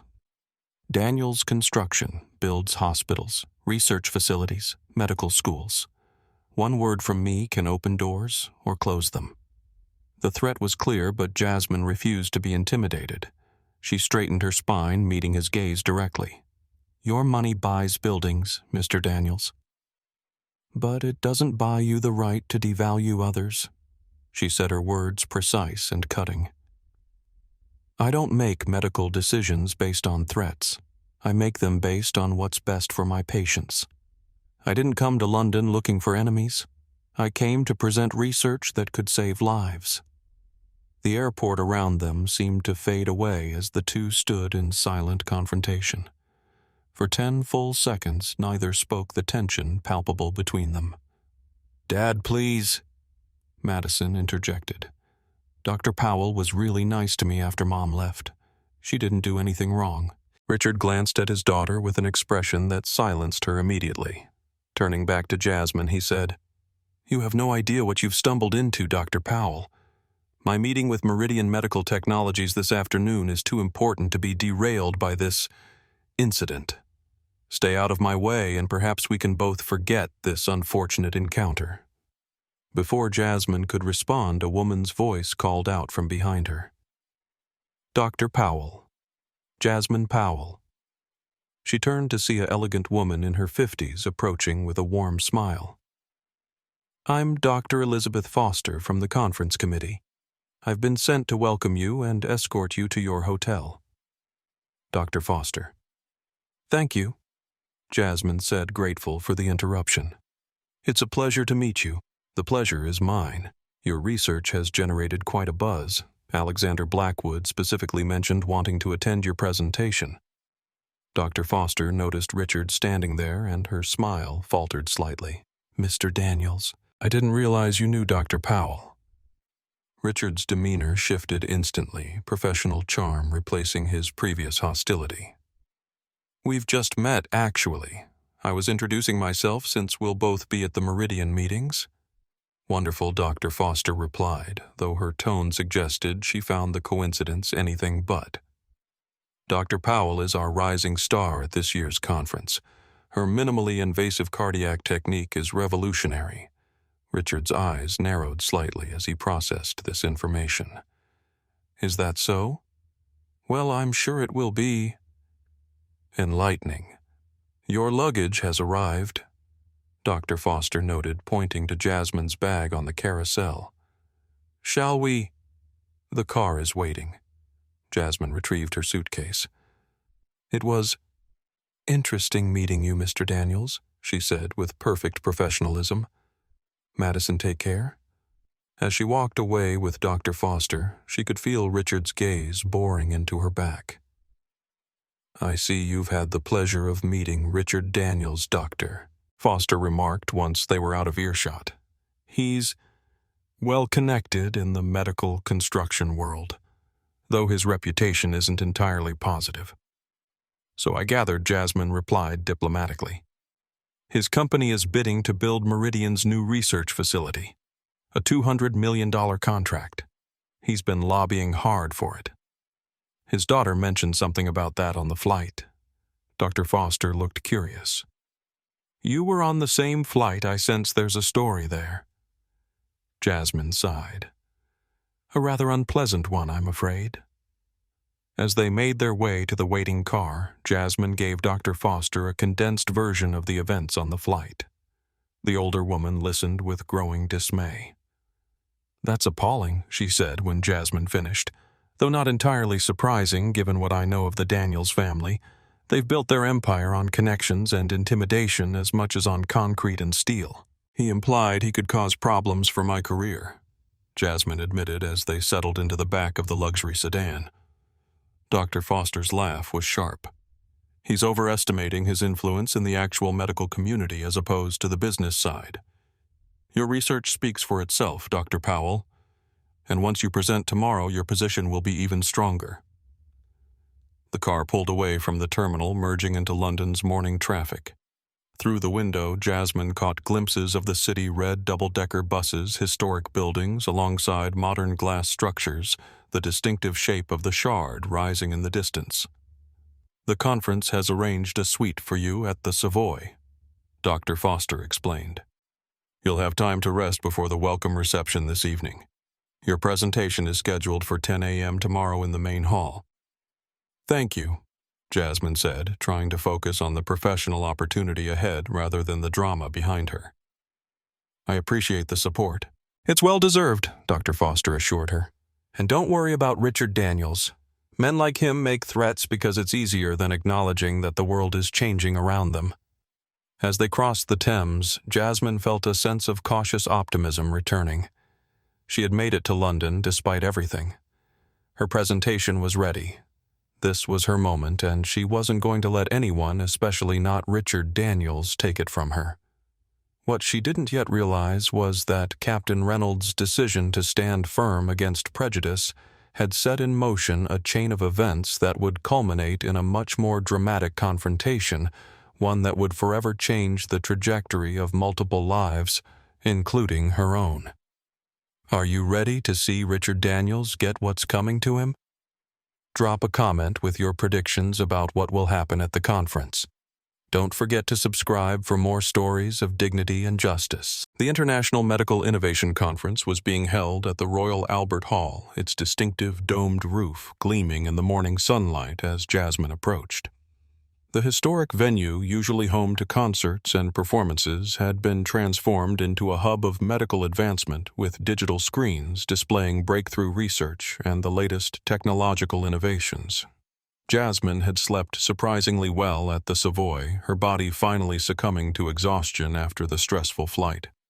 She had spent the early morning reviewing her presentation one final time, making small adjustments to her delivery based on feedback from Dr. Foster at the previous night's welcome reception. Now, dressed in a tailored navy suit with a silky cream blouse, her hair styled in an elegant updo, she radiated quiet confidence as she entered the venue. Her ID badge marked her as both an attendee and a presenter, granting her access to the speaker's lounge and priority seating. The main hall was already filling with the world's leading cardiac specialists, research scientists, medical technology developers, and hospital administrators. Jasmine recognized several prominent figures in her field, including surgeons whose techniques she had studied during her residency. Dr. Foster met her at the entrance to the speaker's lounge. "Perfect timing, Dr. Powell. Alexander Blackwood has just arrived and expressed interest in meeting you before the sessions begin." Jasmine's heartbeat quickened. Alexander Blackwood, CEO of Meridian Medical Technologies, was a legend in the field, a former cardiac surgeon who had transitioned to the business side of medicine, building Meridian into a powerhouse of medical innovation. His support could elevate her research from promising to industry-changing. "I'd be honored," she replied. Dr. Foster led her through the lounge to a corner where a distinguished man in his 60s stood conversing with a small group. He had silver hair, keen blue eyes, and the confident bearing of someone used to commanding attention. Dr. Foster called. "May I present Dr. Jasmine Powell, our keynote presenter on minimally invasive cardiac techniques?" Blackwood turned his expression lighting with genuine interest. "Dr. Powell, I've been looking forward to meeting you. Your preliminary paper on reduced incision bypass alternatives was brilliant." "Thank you, Mr. Blackwood. That means a great deal coming from you." "Please, it's Alexander. And I should be thanking you. Your research could revolutionize how we approach cardiac care in our facilities. They launched into a technical discussion of Jasmine's technique with Blackwood, asking insightful questions that demonstrated his continued engagement with the medical aspects of his business. As they talked, Jasmine noticed his chief operating officer, a younger man named James Wilson, taking notes. "We're particularly interested in the recovery time reduction," Wilson commented. "From a hospital efficiency standpoint, reducing post-operative stays by 60% would transform capacity planning." "That's been one of the most consistent outcomes in our trials," Jasmine confirmed. "Patients are often able to return home within 48 hours, compared to 5 to 7 days, with traditional techniques." Their conversation was interrupted by a commotion near the entrance to the lounge. Jasmine looked up to see Richard Daniels and Madison entering, Richard's voice carrying as he introduced himself to the security personnel checking credentials. "Richard Daniels, Daniels Construction. I'm meeting with Alexander Blackwood about the Meridian research facility." Blackwood checked his watch with a slight frown. "He's early. We're not scheduled to meet until this afternoon." Richard spotted them and began making his way over, steering Madison by the elbow. His expression flickered briefly when he recognized Jasmine, but he quickly recovered, plastering on a charismatic smile. "Alexander, good to see you," he boomed, extending his hand. "I hope you don't mind my dropping in before our meeting. Madison and I were already here for the conference." Richard Blackwood acknowledged, shaking his hand with professional courtesy rather than enthusiasm. "I wasn't aware you had an interest in cardiac surgical techniques. Always interested in the medical advances our facilities will house," Richard replied smoothly. His gaze shifted to Jasmine. "Dr. Powell and I are already acquainted, actually. We were on the same flight from New York." Jasmine maintained her composure, offering a professional nod. "Mr. Daniels." Madison stood slightly behind her father, looking uncomfortable. She gave Jasmine a small, apologetic smile. "Is that so?" Blackwood looked between them with mild curiosity. "Well, Dr. Powell will be presenting the very innovations our new research center will be advancing. Her work is precisely why we're expanding our cardiac division." Richard's smile became slightly strained. "Fascinating. I look forward to hearing her presentation." An announcement over the PA system saved Jasmine from further awkward conversation. "Ladies and gentlemen, the opening session will begin in 15 minutes. Presenters, please proceed to the backstage area for final preparations." "That's my cue," Jasmine said. "It was a pleasure meeting you, Alexander. I look forward to continuing our discussion after the presentation." "Absolutely," Blackwood replied warmly. "Good luck, though I doubt you'll need it." As Jasmine moved away, she heard Richard smoothly transition to business matters. "Alexander, while I have you here, I wanted to mention some exciting enhancements we've incorporated into the research facility plans." Dr. Foster accompanied Jasmine toward the backstage area. Richard wasted no time, she observed. Showing up early to ambush Blackwood is typical of his tactics. "Will he be at my presentation?" Jasmine asked. "Undoubtedly. If Blackwood is interested in your work, Richard will want to understand why. That's how he operates, always positioning himself adjacent to influence." Dr. Foster patted Jasmine's arm reassuringly. "Don't let it distract you. Your research is what matters today."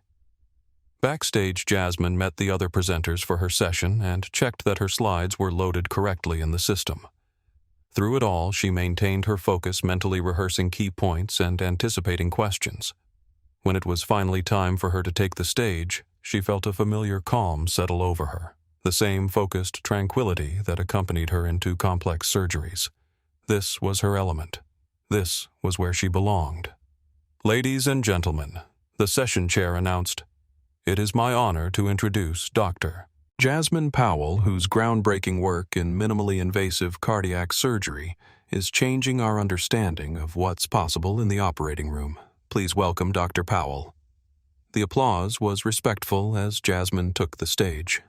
She glanced over the audience, noting Blackwood in the front row, Richard and Madison several rows behind him, and scattered throughout some of the most brilliant medical minds in the world. "Thank you," she began, her voice clear and confident. "Today I'm going to share with you a technique that reduces surgical trauma by 70%, decreases recovery time by 60%, and most importantly makes life-saving cardiac procedures accessible to patients previously considered too high risk for traditional surgery." For the next 30 minutes, Jasmine commanded the room, guiding the audience through her innovative approach with the precision and clarity that had distinguished her medical career. She showed videos of the technique in action, presented compelling data from clinical trials, and explained how this approach could be implemented in hospitals around the world with minimal additional training for experienced cardiac teams. As she concluded, the applause was no longer merely respectful, it was enthusiastic, with several audience members rising to their feet. The questions that followed were engaged and thoughtful, demonstrating that her peers understood the significance of what she had presented. When the session ended, she was immediately surrounded by colleagues eager to discuss collaboration opportunities and implementation strategies. Through the crowd, she caught glimpses of Blackwood in animated conversation with his executive team, and of Richard Daniels, his expression unreadable as he observed the positive reception to her work. Dr. Foster eventually rescued her from the crush of interested colleagues. "That was exceptional," she said, guiding Jasmine toward a quieter area. "Alexander wants you to join him for lunch to discuss potential applications at Meridian's facilities." "I'd be delighted," Jasmine replied, still riding the high of a successful presentation. As they made their way toward the exit, Madison suddenly appeared beside them. "Dr. Powell," she said breathlessly, "that was amazing. I didn't understand all of it, but the way everyone reacted, you're like a rock star to these people."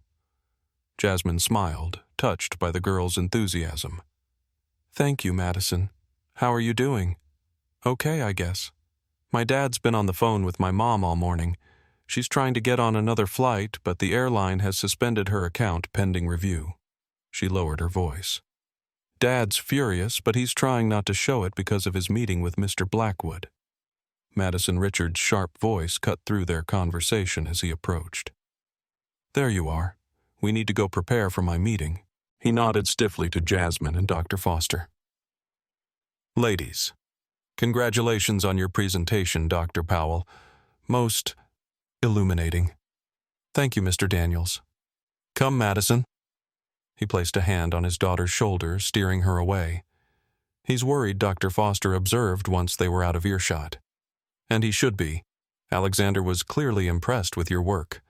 That creates a connection between you and Meridian that Richard wasn't expecting." "I'm not trying to interfere with his business," Jasmine said. "Of course not. But in Richard's world, relationships are currency. You've just established yourself as valuable to someone he needs to impress." Dr. Foster checked her watch. "We should head to the private dining room. Alexander doesn't like to be kept waiting even for the guest of honor." As they navigated through the crowded corridors of the Royal Albert Hall, Jasmine couldn't help but reflect on the strange intersection of her professional triumph with the personal drama that had begun on the flight. She had come to London focused solely on presenting her research. Now, somehow, she had become entangled in a web of business interests and personal vendettas that extended far beyond the operating room. The medical conference had just become the stage for the next act in a drama none of them could have anticipated. Is anyone else loving how Jasmine's dignity and brilliance are shining through despite Richard's attempts to intimidate her? Hit that like button.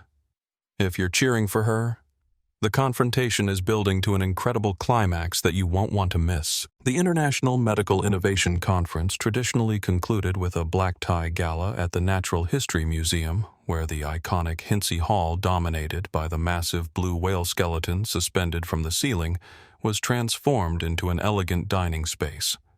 Round tables draped in white linen filled the hall, each centered with elaborate floral arrangements illuminated by the soft glow of candles. Jasmine arrived wearing a simple but stunning floor-length gown in midnight blue, its classic silhouette complemented by the diamond studs, her parents' gift, that caught the light as she moved.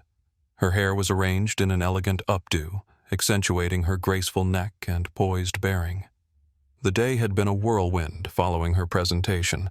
Lunch with Alexander Blackwood had evolved into an impromptu strategy session with Meridian's executives, exploring ways to implement her technique across their hospital network. Blackwood had been particularly interested in the applications for underserved communities where the reduced recovery time and lower complication rates could prove transformative. Dr. Powell, Dr. Foster called, waving her over to a table near the front of the hall.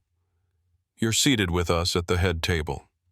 Jasmine made her way through the crowd, accepting congratulations from colleagues she had impressed during her presentation.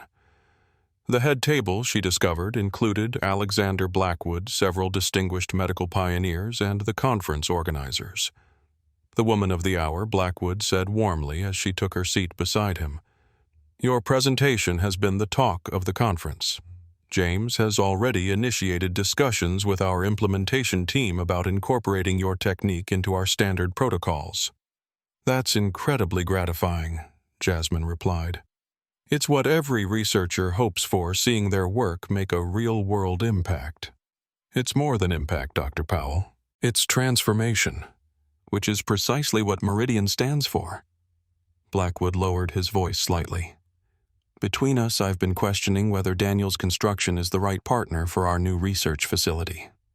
Their technical capabilities are sound, but I'm increasingly concerned about their corporate culture and values alignment." Jasmine chose her words carefully.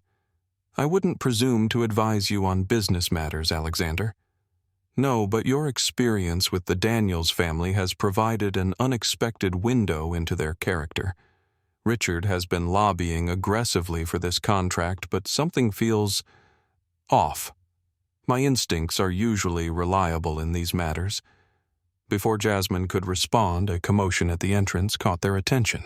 Veronica Daniels had arrived, her designer gown and glittering jewelry announcing her presence as effectively as a trumpet fanfare. Despite looking somewhat travel-worn, she had clearly made efforts to prepare for the gala, her makeup immaculate and her blonde hair freshly styled. Richard and Madison moved quickly to greet her, Richard's expression a mixture of relief and barely concealed tension. The family exchanged words too distant to hear, but the body language was telling Richard, gesturing emphatically. Veronica responding with sharp, clipped movements, Madison standing awkwardly between them. "It appears Mrs. Daniels managed to find another flight," Dr. Foster observed, having joined their table. "That's unfortunate." "Indeed," Blackwood murmured. "This should be interesting." The Daniels family made their way into the hall, Richard leading his wife and daughter toward their assigned table on the opposite side of the room. As they passed the head table, Veronica's gaze fell on Jasmine. Recognition dawned in her eyes, followed by a flush of anger that spread across her face like wildfire. "You," she exclaimed, loud enough to draw attention from nearby tables. "Richard, that's her?" "The woman from the plane." Richard placed a restraining hand on his wife's arm. "Veronica, not here," he hissed. But Veronica was not to be silenced. "Do you have any idea what I've been through because of you? The humiliation of being escorted off a plane, being stranded in New York, having to fly economy to get here." The entire hall fell silent. Every conversation ceased. Every head turned toward the unfolding drama. It was as if someone had pressed pause on the elegant evening, freezing everyone except the main players in this unexpected confrontation. Jasmine maintained her composure, acutely aware of the attention they were attracting. "Mrs. Daniels, this isn't the place. Don't you dare tell me what's appropriate." Veronica snapped, her voice echoing in the cavernous space. "You've ruined what should have been a triumphant trip for our family." "Veronica," Richard's voice was sharp with warning. "That's enough." Madison looked mortified, her face flushed with embarrassment. "Mom, please stop." Blackwood stood slowly, his imposing presence immediately commanding attention. "Mrs. Daniels, I presume I'm Alexander Blackwood, CEO of Meridian Medical Technologies." Veronica faltered, suddenly registering that her outburst was occurring in front of the very person her husband needed to impress. Mr. Blackwood. Of course. It's a pleasure to meet you. Is it? Blackwood's tone was icy. Because from where I stand, it appears you're publicly berating one of our most valued medical partners at what should be a celebration of innovation and achievement. There's been a misunderstanding, Richard interjected smoothly, trying to salvage the situation. My wife had a difficult travel experience, but we're all here now to support the remarkable work being presented at this conference. Veronica seemed torn between continuing her attack on Jasmine and recognizing the strategic disaster unfolding. Self-preservation won barely. Yes, of course, she said, her tone shifting to artificial pleasantness. Just a momentary reaction to an unexpected sight. I apologize for the disruption. Blackwood's expression remained skeptical. Dr. Powell is our guest of honor tonight. Her research represents exactly the kind of innovative thinking Meridian values in its partnerships. The emphasis on partnerships was subtle but unmistakable. Richard's face tightened with understanding his deal was in jeopardy. Dr. Powell's work is indeed impressive, Richard acknowledged, attempting to project sincere admiration. We were just discussing how perfectly suited our new facility would be for implementing her techniques.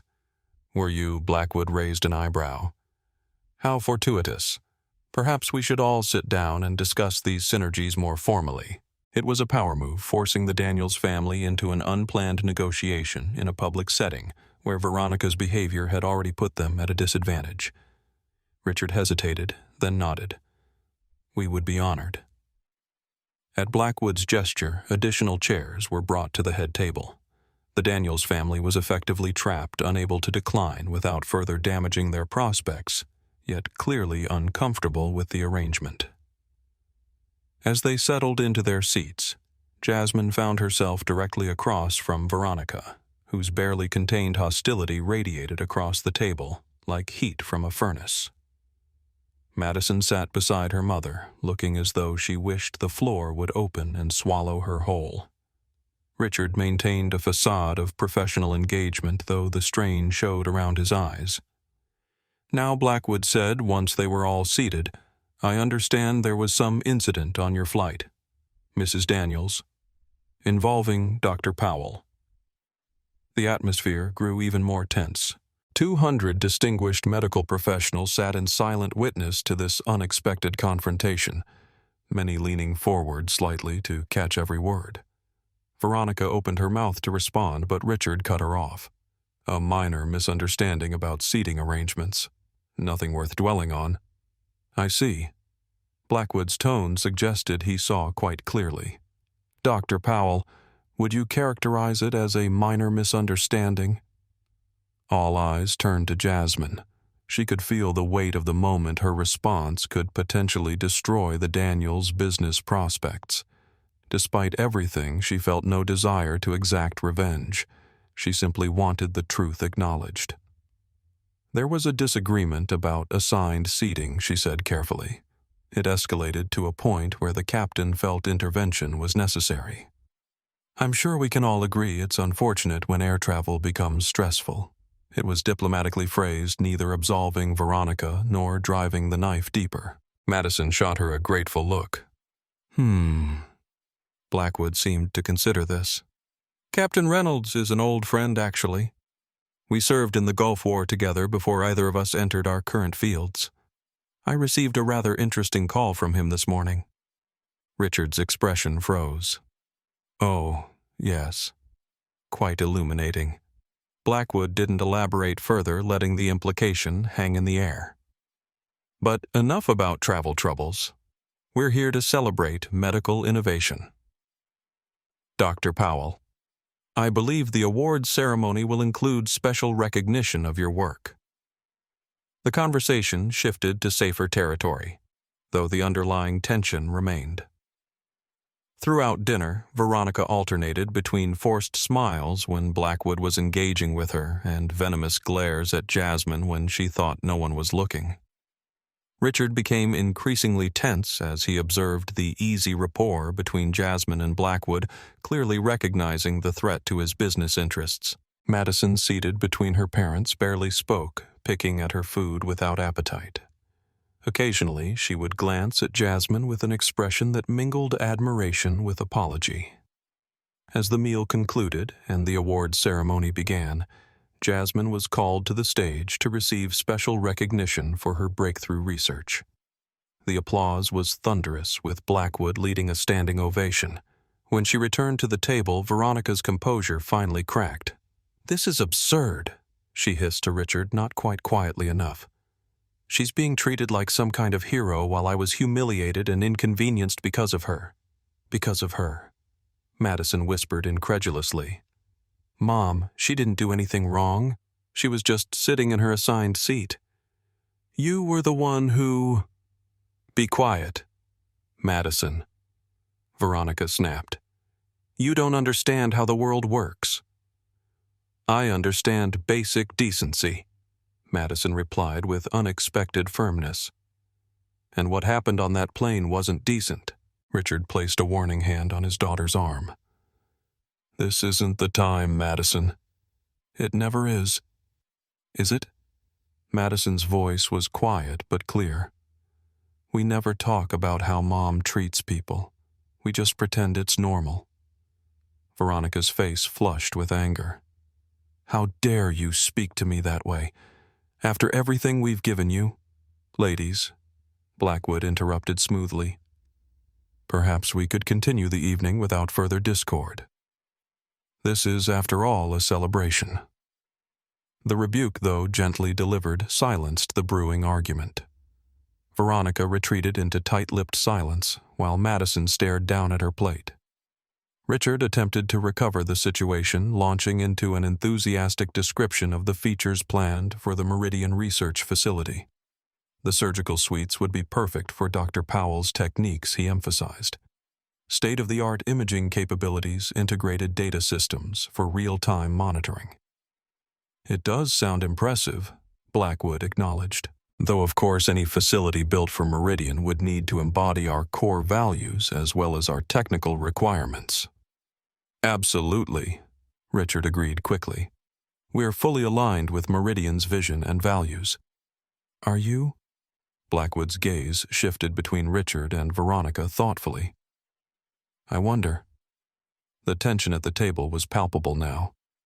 Richard's professional smile was frozen in place while Veronica seethed silently. Madison looked increasingly uncomfortable, caught between her parents' ambitions and her own emerging sense of right and wrong. Jasmine maintained her professional demeanor throughout, refusing to be drawn into the personal drama. She had presented her research successfully, earned recognition from her peers, and established a valuable connection with Meridian. That was what mattered, not the Daniels family's internal conflicts or business prospects. As the evening progressed with speeches, awards, and networking, the tension at the head table remained unresolved. Jasmine engaged warmly with colleagues and responded graciously to congratulations, while the Daniels family sat in strained silence, the collapse of their carefully constructed facade visible to anyone watching closely. The reckoning that had begun on Flight 237 was reaching its climax, though in a setting none of them could have anticipated. And the final act was yet to come. Who's feeling the tension right now? Hit that like button. If you're on the edge of your seat, the confrontation between Jasmine and the Daniels family is about to reach its explosive conclusion, and you won't believe how karma finally catches up to them. The final day of the conference began with a series of breakfast roundtables where attendees could engage in focused discussions with leading experts. Jasmine had been invited to lead one such session, guiding a group of surgeons and researchers through the finer points of her technique. She arrived early to set up her materials, gratified to see that her table was already full, with additional chairs being brought in to accommodate the interest. As she arranged her demonstration models, she noticed Captain Reynolds entering the hall, scanning the room with the same alert awareness he brought to the cockpit. Their eyes met, and he smiled, making his way toward her table. "Dr. Powell," he greeted her warmly. "I hope I'm not intruding." "Not at all." "Captain Reynolds," she replied, genuinely pleased to see him. "I didn't expect to see you here. My brother, Dr. William Reynolds, is presenting in the cardiothoracic imaging session. I'm his guest today." He gestured to the man beside him, a distinguished surgeon Jasmine recognized from medical journals. "Plus, Alexander Blackwood is an old friend. When he heard I was the captain on your flight, he insisted I come by." "It's wonderful to see you again," Jasmine said sincerely. "Your actions on that flight meant more than you know." "I was just doing my job," he replied modestly. "Ensuring the dignity of all passengers is part of that job." They chatted briefly about the conference and her successful presentation before Captain Reynolds and his brother moved on to their assigned session. As they departed, Jasmine caught sight of Richard Daniels entering the hall, his expression grim. He stopped short upon seeing Captain Reynolds' recognition flashing in his eyes, followed by a carefully masked alarm. The breakfast roundtable proceeded smoothly with engaged discussion and thoughtful questions. Jasmine was in her element, guiding her colleagues through complex technical details while maintaining an accessible approach. As the session concluded, attendees lingered exchanging contact information and discussing potential collaborations. Dr. Powell, a familiar voice, interrupted. Richard Daniels stood at the edge of the group waiting for her attention. "Might I have a word?" The other doctors sensed the tension and discreetly moved away, giving them space. Mr. Daniels' Jasmine acknowledged maintaining her professional composure. "I wanted to clear the air." He began, his tone carefully modulated. "Last night's dinner was uncomfortable for everyone. I fear my wife's reaction may have given you the wrong impression about our family and our values." Jasmine waited, sensing there was more to this approach than a simple apology. "Veronica has been under tremendous stress lately," he continued. "Her behavior on the flight was uncharacteristic and regrettable." The lie came smoothly practiced. "I hope we can move past this unfortunate incident." "I have no interest in prolonging any conflict," Mr. Daniels' Jasmine replied honestly. Relief flickered across his face. "I'm glad to hear that.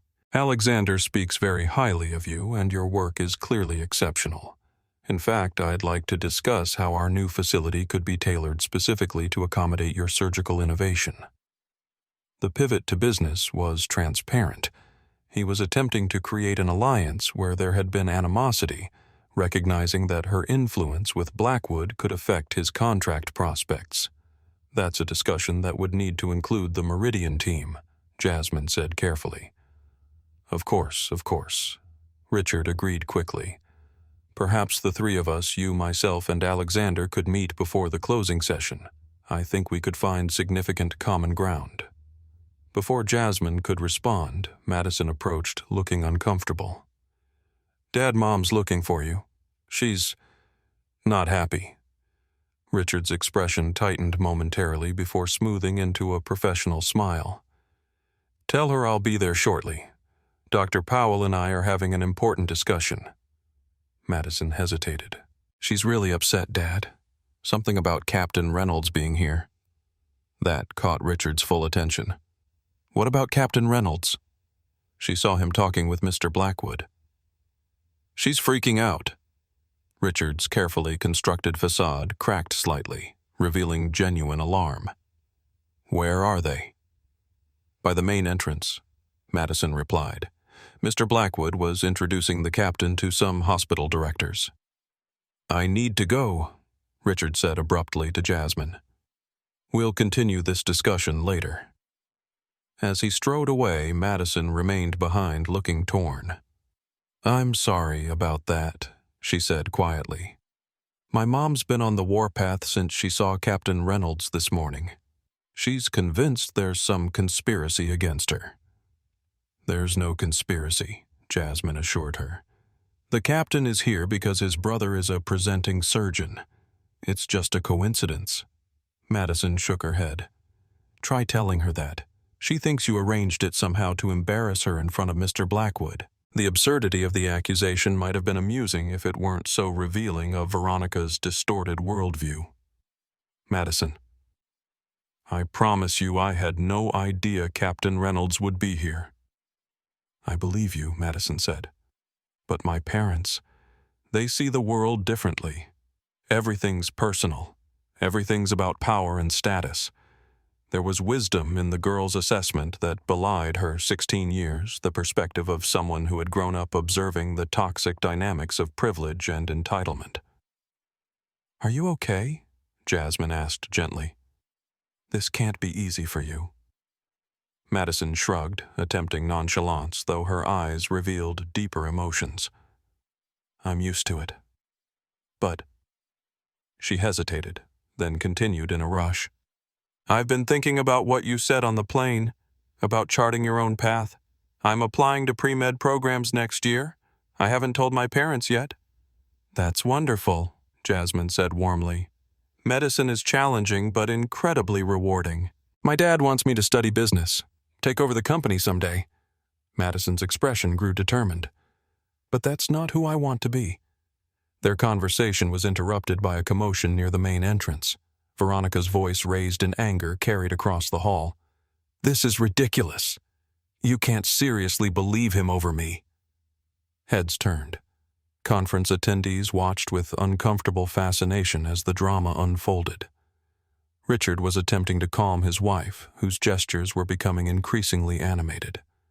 Captain Reynolds stood nearby, his expression neutral but watchful. Alexander Blackwood observed the scene with a frown of disapproval. I should go, Madison said, her face flushing with embarrassment. Try to help calm her down. Madison Jasmine called softly as the girl turned to leave. Remember what I said about being your own person. That takes courage. Madison nodded, a small smile touching her lips, despite the chaos awaiting her. Thank you. For everything. As Madison hurried toward her parents, Jasmine began gathering her materials, intending to avoid being drawn into the conflict. Dr. Foster appeared at her side, her expression concerned. Quite the spectacle, she commented quietly. Veronica Daniels seems determined to sabotage whatever remains of her husband's business prospects. What happened? Jasmine asked. From what I gathered, Captain Reynolds was discussing the flight incident with Alexander when Veronica spotted them.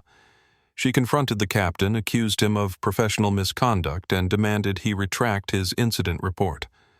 When Alexander defended the captain's actions, she became, well, you can see for yourself. Across the hall, security personnel were moving toward Veronica, who was still gesticulating wildly, her voice carrying fragments of accusations and demands. Richard looked ashen, clearly recognizing the damage being done to his reputation with every word his wife uttered. It's escalating beyond mere embarrassment now, Dr. Foster observed. This could have serious consequences for Daniels Construction's contract prospects.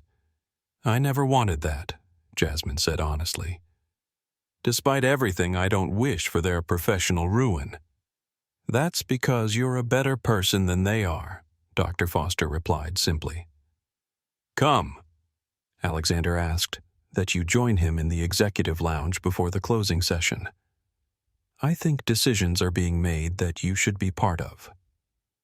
As they made their way toward the exit, skirting the ongoing confrontation, Jasmine glanced back once. Madison stood slightly apart from her parents, her posture reflecting both embarrassment and resolution, the stance of someone who was beginning to envision a different future for herself. That Jasmine thought might be the most positive outcome of this unfortunate collision of worlds. One young woman finding the courage to break the cycle of privilege and prejudice that had shaped her family's worldview.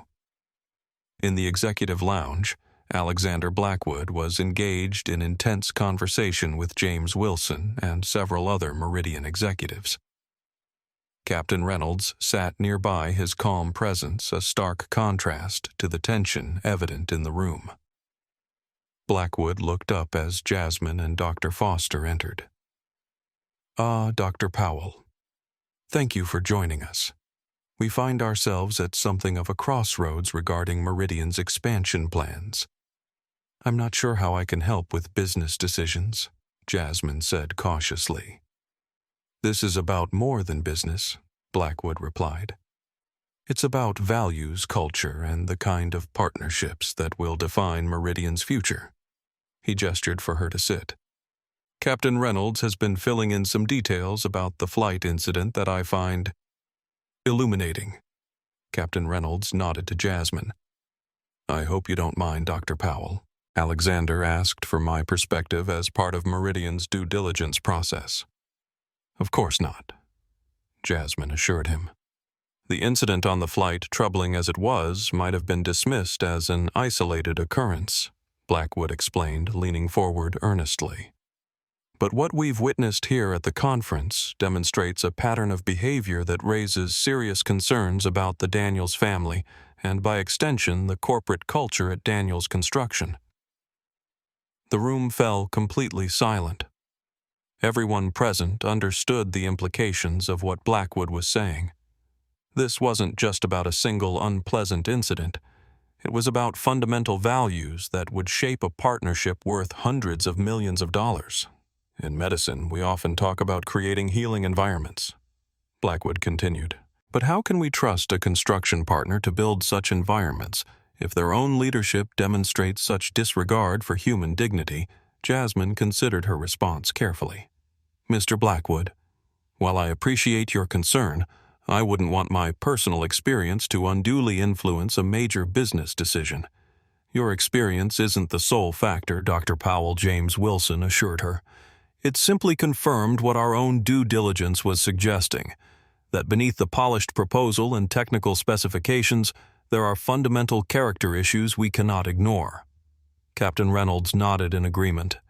"In aviation, we have a concept called just culture, the understanding that safety depends not just on technical systems, but on people feeling empowered to speak up when something's wrong. If someone's too intimidated to report a potential problem because of how they might be treated, the entire system becomes vulnerable." Blackwood absorbed this, nodding thoughtfully. "The parallels to medical research are striking." He turned to Jasmine. "What would you do, Dr. Powell, if you were in my position?" The question caught Jasmine by surprise. "Mr. Blackwood, I don't think it's my place." "Indulge me," he insisted gently. "Not as a business consultant, but as someone whose work will potentially be conducted in this facility. Someone who has experienced firsthand how the Daniels family responds to perceived challenges to their status and privilege." Jasmine considered carefully before responding. "In medicine, we often talk about technical skill versus bedside manner. Both matter. A surgeon can be technically brilliant, but if they don't respect their team, if they create a toxic environment, mistakes happen. People suffer." She paused, organizing her thoughts. "The facility you build will stand for decades. The culture you establish within it will shape the work that happens there. If that foundation is built on disrespect and entitlement, no amount of technical excellence will overcome the damage." A heavy silence followed her words. What she had articulated wasn't just about the Daniels family or a construction contract. It was about the values that would underpin life-saving medical innovations for generations to come. "Well said," Blackwood replied finally. "I believe we have our answer." He stood, indicating the meeting was concluding. "Dr. Powell, Captain Reynolds, I'd like you both to join us for the meeting with Richard Daniels this afternoon." "Me?" Jasmine asked, surprised. "Why?" "Because you represent exactly what Meridian stands for: innovation driven by integrity. And because I believe in closing loops properly. The situation that began on that flight should be resolved with all parties present." As the meeting concluded and they prepared to return to the conference sessions, Jasmine felt a mixture of apprehension and resolution. She hadn't sought this role in the unfolding drama, but perhaps her presence could help ensure that the resolution was based on truth and integrity rather than power and intimidation. The connection between the flight incident and the business decision now facing Meridian had become clear. What remained to be seen was how Richard and Veronica Daniels would respond when the consequences of their behavior finally caught up with them. Have you ever witnessed someone's true character revealed in a crisis? Tag a friend who needs to see this story of accountability and consequences. The final showdown is about to begin, and you won't believe how it ends. The Meridian Executive Suite, located in a private area of the conference venue, was designed for high-level business discussions. Sleek furnishings in muted tones created an atmosphere of refined professionalism. Floor-to-ceiling windows offered panoramic views of London, the Thames winding through the city like a silver thread. Jasmine arrived precisely on time, having changed from her conference attire into a tailored charcoal suit that projected quiet authority. Alexander Blackwood greeted her warmly, introducing her to several Meridian executives who had joined for the meeting. Captain Reynolds was also present, seated discreetly to one side. "Richard should be here momentarily," Blackwood explained, gesturing for Jasmine to take a seat at the long conference table. "I've asked him to come alone, though I suspect Veronica may attempt to accompany him." As if on cue, voices became audible in the corridor outside. Richard's measured tones contrasted with Veronica's more insistent cadence. "This is a business meeting," Veronica, they heard Richard say, strain evident in his voice. "Your presence isn't necessary or appropriate." "Don't be naive, Richard," Veronica replied sharply. "After everything that's happened, you need me there. I can explain the situation properly." The door opened and Richard entered alone, though the set of his shoulders suggested the victory had been hard won. He was impeccably dressed in a bespoke suit, projecting the confidence of a man accustomed to high-stakes negotiations. His expression betrayed only momentary surprise at seeing Jasmine and Captain Reynolds before he smoothed it into a professional smile. Alexander he greeted warmly, extending his hand. "Thank you for making time for this discussion. I believe we have much to finalize about the research facility contract." Blackwood shook his hand with formal courtesy. "Richard, please have a seat. There are indeed several matters we need to address." Richard took his place at the table, setting his briefcase beside him. "I've brought the updated proposals with the modifications we discussed yesterday. I believe you'll find we've incorporated all of Meridian's suggestions regarding the specialized surgical suites." He opened the briefcase and began removing glossy presentation folders, sliding one toward each person at the table. His movements were precise, practiced a man who had closed countless deals in rooms just like this one.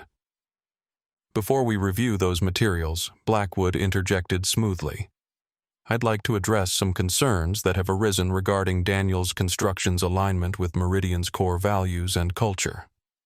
Richard's hand stilled momentarily before he completed the distribution of the folders. Of course, he replied, his tone carefully neutral. "Values alignment is essential for any successful partnership." "I'm glad you agree," Blackwood said, "because recent events have raised serious questions about whether Daniels Construction embodies the principles Meridian considers non-negotiable in its business relationships." Richard's smile tightened almost imperceptibly. "If you're referring to the unfortunate incident involving my wife on the flight, I can assure you that was an isolated occurrence during a particularly stressful time. It doesn't reflect our company's values or standard of conduct." "I wish that were true," Blackwood replied. "However, what Captain Reynolds witnessed on that flight, combined with the behavior exhibited by both you and your wife at this conference, suggests otherwise." Color rose in Richard's face. "I don't see how personal matters relate to our business agreement, Alexander. Daniels Construction has an impeccable record of delivering world-class medical facilities on time and on budget. The character clause in our contract explicitly states that all parties must demonstrate integrity, respect, and inclusive values," James Wilson interjected, opening a legal document before him. These aren't just words on paper, Mr. Daniels. They're fundamental to how Meridian conducts business. The room fell silent. Everyone present could feel the weight of the moment. This wasn't just a routine business meeting. It was a reckoning. And you're suggesting that my company fails to meet these standards based on a seating dispute? Richard's voice remained controlled, but an edge of defensiveness had crept in. Captain Reynolds spoke for the first time. It wasn't merely a seating dispute, Mr. Daniels. It was a clear case of harassment and discrimination. Your wife's behavior toward Dr. Powell was explicitly based on prejudicial assumptions. You misunderstood the situation, Richard countered. Veronica was concerned about being separated from our daughter. Any parent would be protective. Madison is 16 years old, Captain Reynolds pointed out mildly. Hardly a child requiring constant supervision. And that doesn't explain the attempted bribe, the deliberately spilled water, or the racially charged comments. Richard's gaze flicked to Jasmine, a flash of calculation crossing his features. Dr. Powell, surely you don't support this characterization of events. My wife may have been overzealous in her desire to sit with our daughter, but to suggest racial motivations is extreme. Jasmine met his gaze steadily. Mr. Daniels, I've made no accusations about your wife's motivations. I simply declined to give up my assigned seat when demanded. The events that followed, including your wife's comments, the attempted bribe, and the water incident, are documented facts witnessed by multiple passengers and captured on video. Video. Richard's composure slipped momentarily. What video Michael Turner's recording, Captain Reynolds explained. The businessman in seat 2A documented the entire confrontation. The airline has a copy as part of the incident report, as does Meridian now. Richard's expression hardened. This feels suspiciously like a coordinated effort to undermine my company's business interests. I wonder if there are legal implications to using a private dispute to influence a $200 million contract decision. It was a veiled threat, and Blackwood recognized it as such. No one is coordinating anything, Richard. We're simply conducting due diligence as we would with any major contract. Character matters in long-term business relationships. Besides, James Wilson added the character clause was included in the preliminary agreements you signed 3 months ago. It's legally binding and explicitly permits termination if evidence emerges of conduct inconsistent with Meridian's values. Richard's eyes narrowed as he realized the severity of his situation. What exactly are you saying, Alexander? That you're canceling a $200 million contract because my wife had an argument over airplane seating? I'm saying that the partner we select for this project will help shape Meridian's future. Blackwood replied evenly. The research facility will house diverse teams of scientists and medical professionals from around the world. We need a partner who understands that dignity and respect are non-negotiable in every interaction, not just when it's convenient or profitable. The tension in the room was palpable.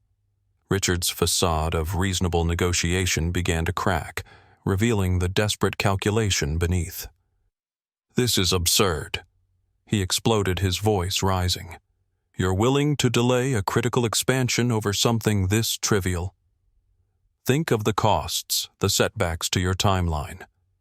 We have considered those factors, Blackwood acknowledged, and we've concluded that compromising on our values would ultimately cost us far more. The door to the conference room burst open, and Veronica strode in, ignoring the startled reactions of those present.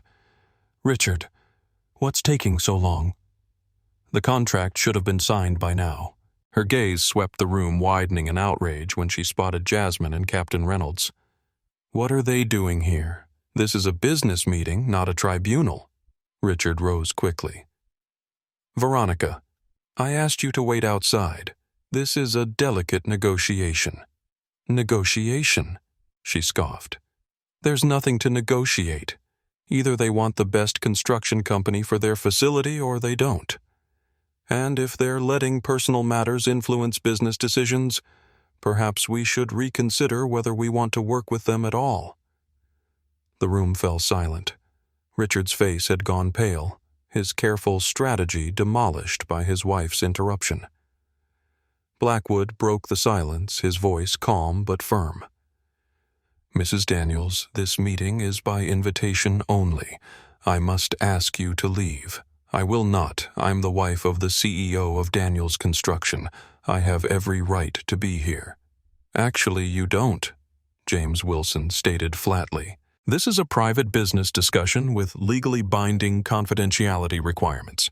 Your presence, without prior authorization, could be construed as a breach of the non-disclosure agreement Mr. Daniels signed." Veronica looked to her husband for support, but Richard was staring at her with barely concealed fury. "Veronica," he said through clenched teeth, "please wait outside. Richard, you can't seriously be letting them. Now, Veronica." His tone left no room for argument. With a final glare at Jasmine and Captain Reynolds, Veronica stalked out, slamming the door behind her. Richard turned back to the table, attempting to salvage what he could.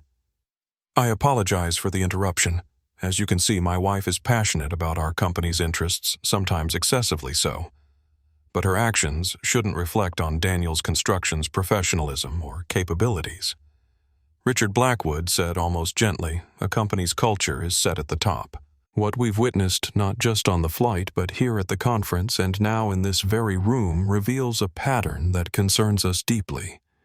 The tension in the room had reached a breaking point.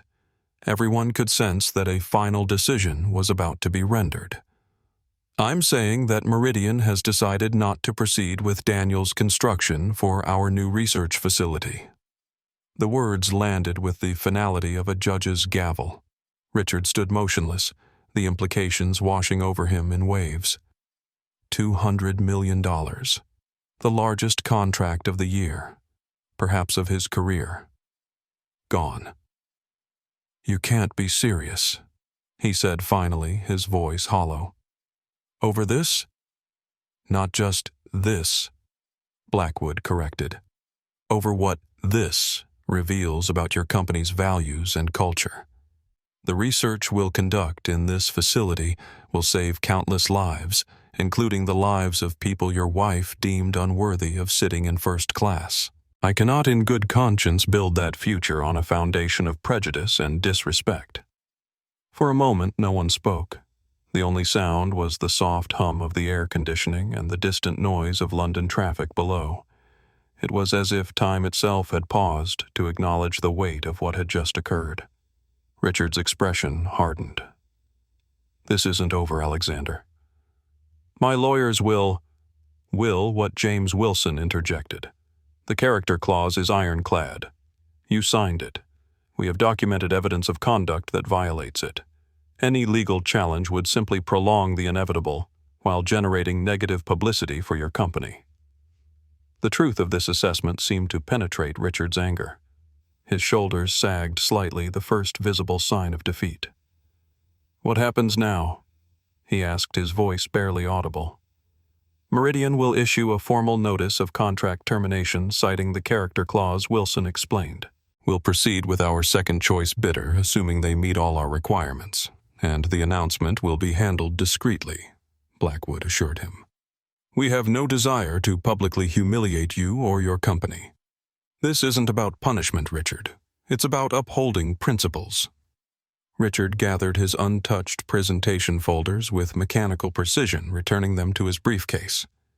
His movements were deliberate, as if focusing on this simple task could prevent him from confronting the magnitude of what had just occurred. When he looked up, his gaze settled on Jasmine. "I suppose you're satisfied," he said, a bitter edge to his voice. "You've cost me the biggest contract of the year." "I never wanted that, Mr. Daniels," Jasmine replied calmly. "I simply wanted to sit in my assigned seat and travel to London to present my research.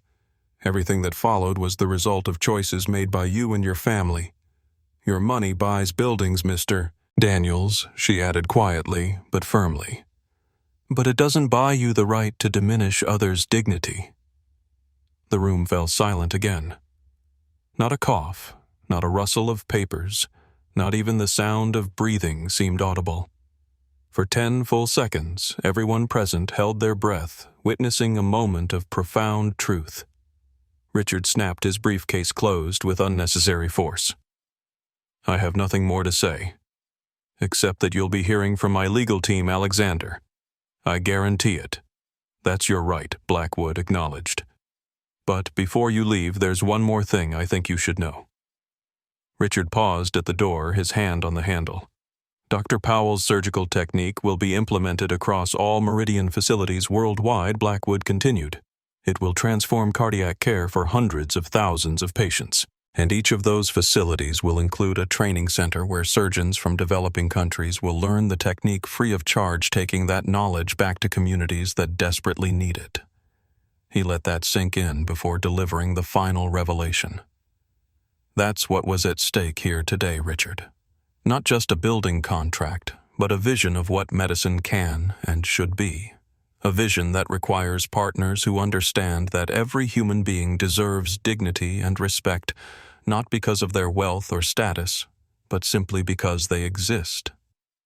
Richard stood frozen for a moment, the full weight of what he had lost becoming clear.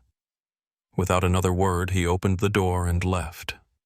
In the silence that followed, Jasmine felt a complex mixture of emotions, regret for the pain that would inevitably ripple through the Daniels family, but also a profound sense that justice had been served in a way that transcended mere punishment.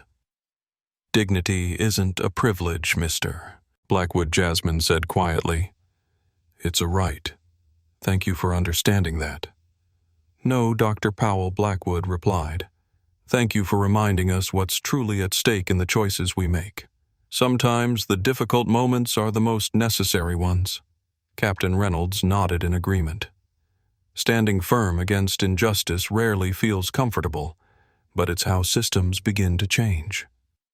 As the meeting concluded and they prepared to return to the conference, Jasmine found herself reflecting on the journey that had brought her to this point. From a girl studying anatomy books by lamplight to a surgeon whose work would transform care around the world. From a passenger facing prejudice in first class to a catalyst for accountability in the business world. None of it had been planned or sought. She had simply refused to be diminished, refused to accept that her dignity was negotiable. And in doing so, she had set in motion consequences that reached far beyond that initial confrontation. Outside the conference room, Madison stood alone, her expression a mixture of anxiety and resignation. When she saw Jasmine, she approached hesitantly. "My dad just left," she said quietly. "He wouldn't talk to me or Mom. He just walked away. Is it true? Did Meridian cancel the contract?" Jasmine nodded, compassion filling her for this young woman caught in the crossfire. "Yes. I'm sorry if that causes difficulties for your family." Madison surprised her with a small, sad smile. Maybe it needed to happen. Maybe it's the only way they'll ever understand that how they treat people matters. In that moment, looking at Madison's clear-eyed assessment of her parents' failings and her own determination to chart a different course, Jasmine felt a surge of hope.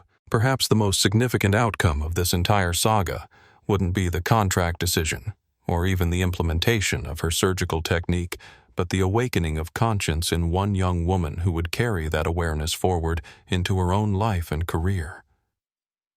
"You're going to make an excellent doctor someday, Madison," she said softly. Madison's eyes widened with surprise and gratitude. "You really think so? I know so. Because you understand the most important principle in medicine. Every person deserves to be treated with dignity and respect." As they parted ways, Jasmine heading to the closing session and Madison to face the aftermath with her parents, that principle echoed in her mind. It was the thread that connected her surgical innovation to Captain Reynolds' decisive action on the flight to Alexander Blackwood's contract decision. Different contexts, different stakes, but the same fundamental truth. Dignity is non-negotiable. If you believe that everyone deserves to be treated with dignity, regardless of their status or appearance, share this video now. The final chapter of this incredible story will show you just how powerfully one person standing firm can change the world around them.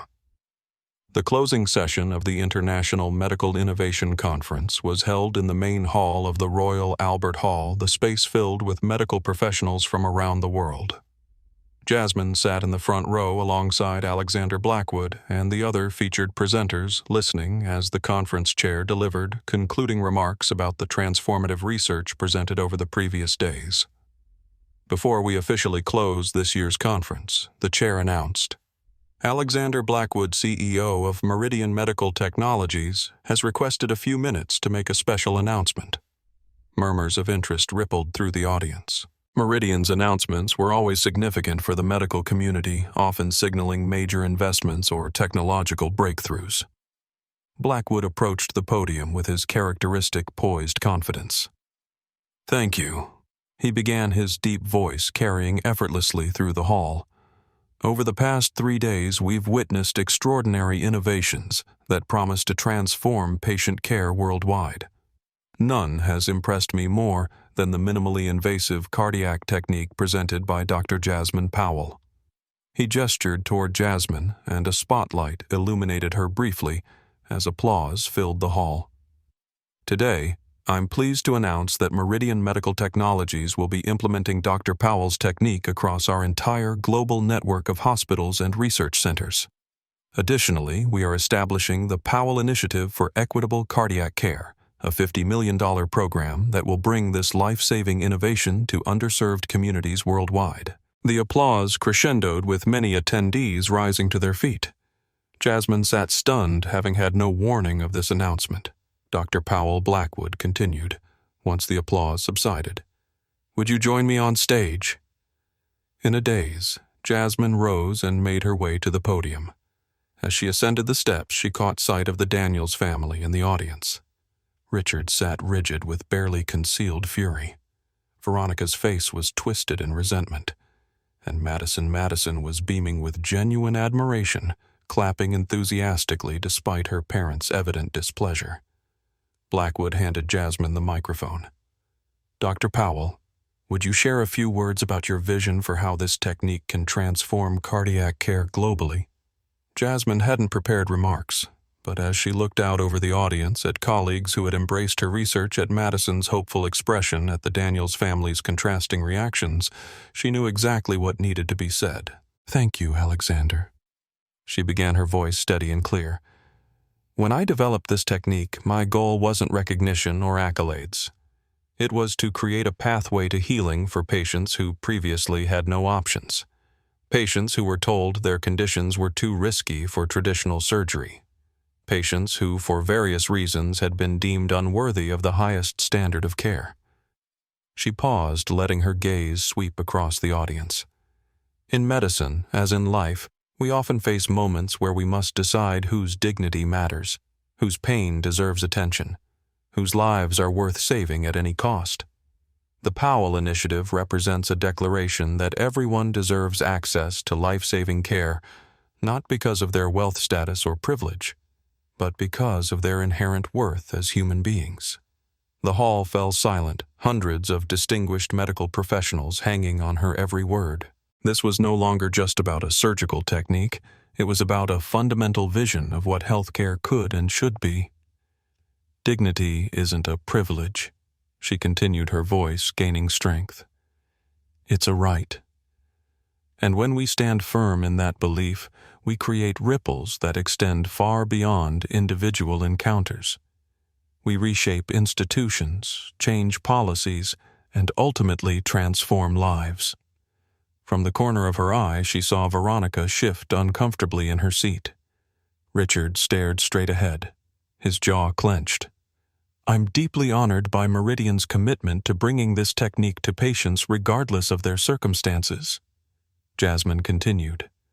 "And I'm grateful to everyone who helped make this moment possible, including those who challenged me to stand firm in my convictions when it would have been easier to step aside." Her gaze found Captain Reynolds in the audience, and she offered him a small smile of appreciation. In closing, I want to share something my father told me years ago. They might not always want to give you a seat at the table, but when you earn it, don't you dare let anyone take it from you. Today, I'm humbled to be able to extend that table to create more seats and to ensure that no one is turned away from the care they deserve. The applause that followed was thunderous, the audience rising in a unanimous standing ovation. Jasmine stood there momentarily overwhelmed by the magnitude of the moment, not just the professional recognition, but the profound sense that a cycle had been broken. That dignity denied on an airplane had been transformed into dignity affirmed on a global scale. As she returned to her seat, Alexander whispered, "Perfectly said." The conference chair returned to the podium to formally close the proceedings, but Jasmine's attention was drawn to movement in the audience. The Daniels family was leaving Richard practically dragging Veronica toward the exit, while Madison trailed behind, reluctantly casting a final glance toward the stage. When the closing remarks concluded, attendees began to disperse, many stopping to congratulate Jasmine and express interest in implementing her technique at their own institutions. She accepted their good wishes with grace, though her thoughts kept returning to Madison, to the hope she'd seen in the girl's eyes amidst her parents' anger. As the crowd thinned, Jasmine spotted Madison standing alone near the exit, clearly waiting for something or someone. When their eyes met, Madison approached hesitantly. "Dr. Powell." She began, her voice soft but determined. "I wanted to say goodbye before we leave. And to thank you." "Thank me?" Jasmine asked, surprised. "For what? For showing me that it's possible to succeed without compromising who you are."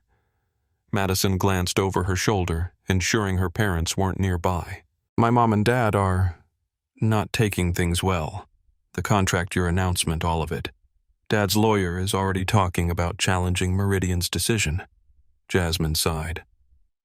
"I'm sorry your family is going through this difficult time."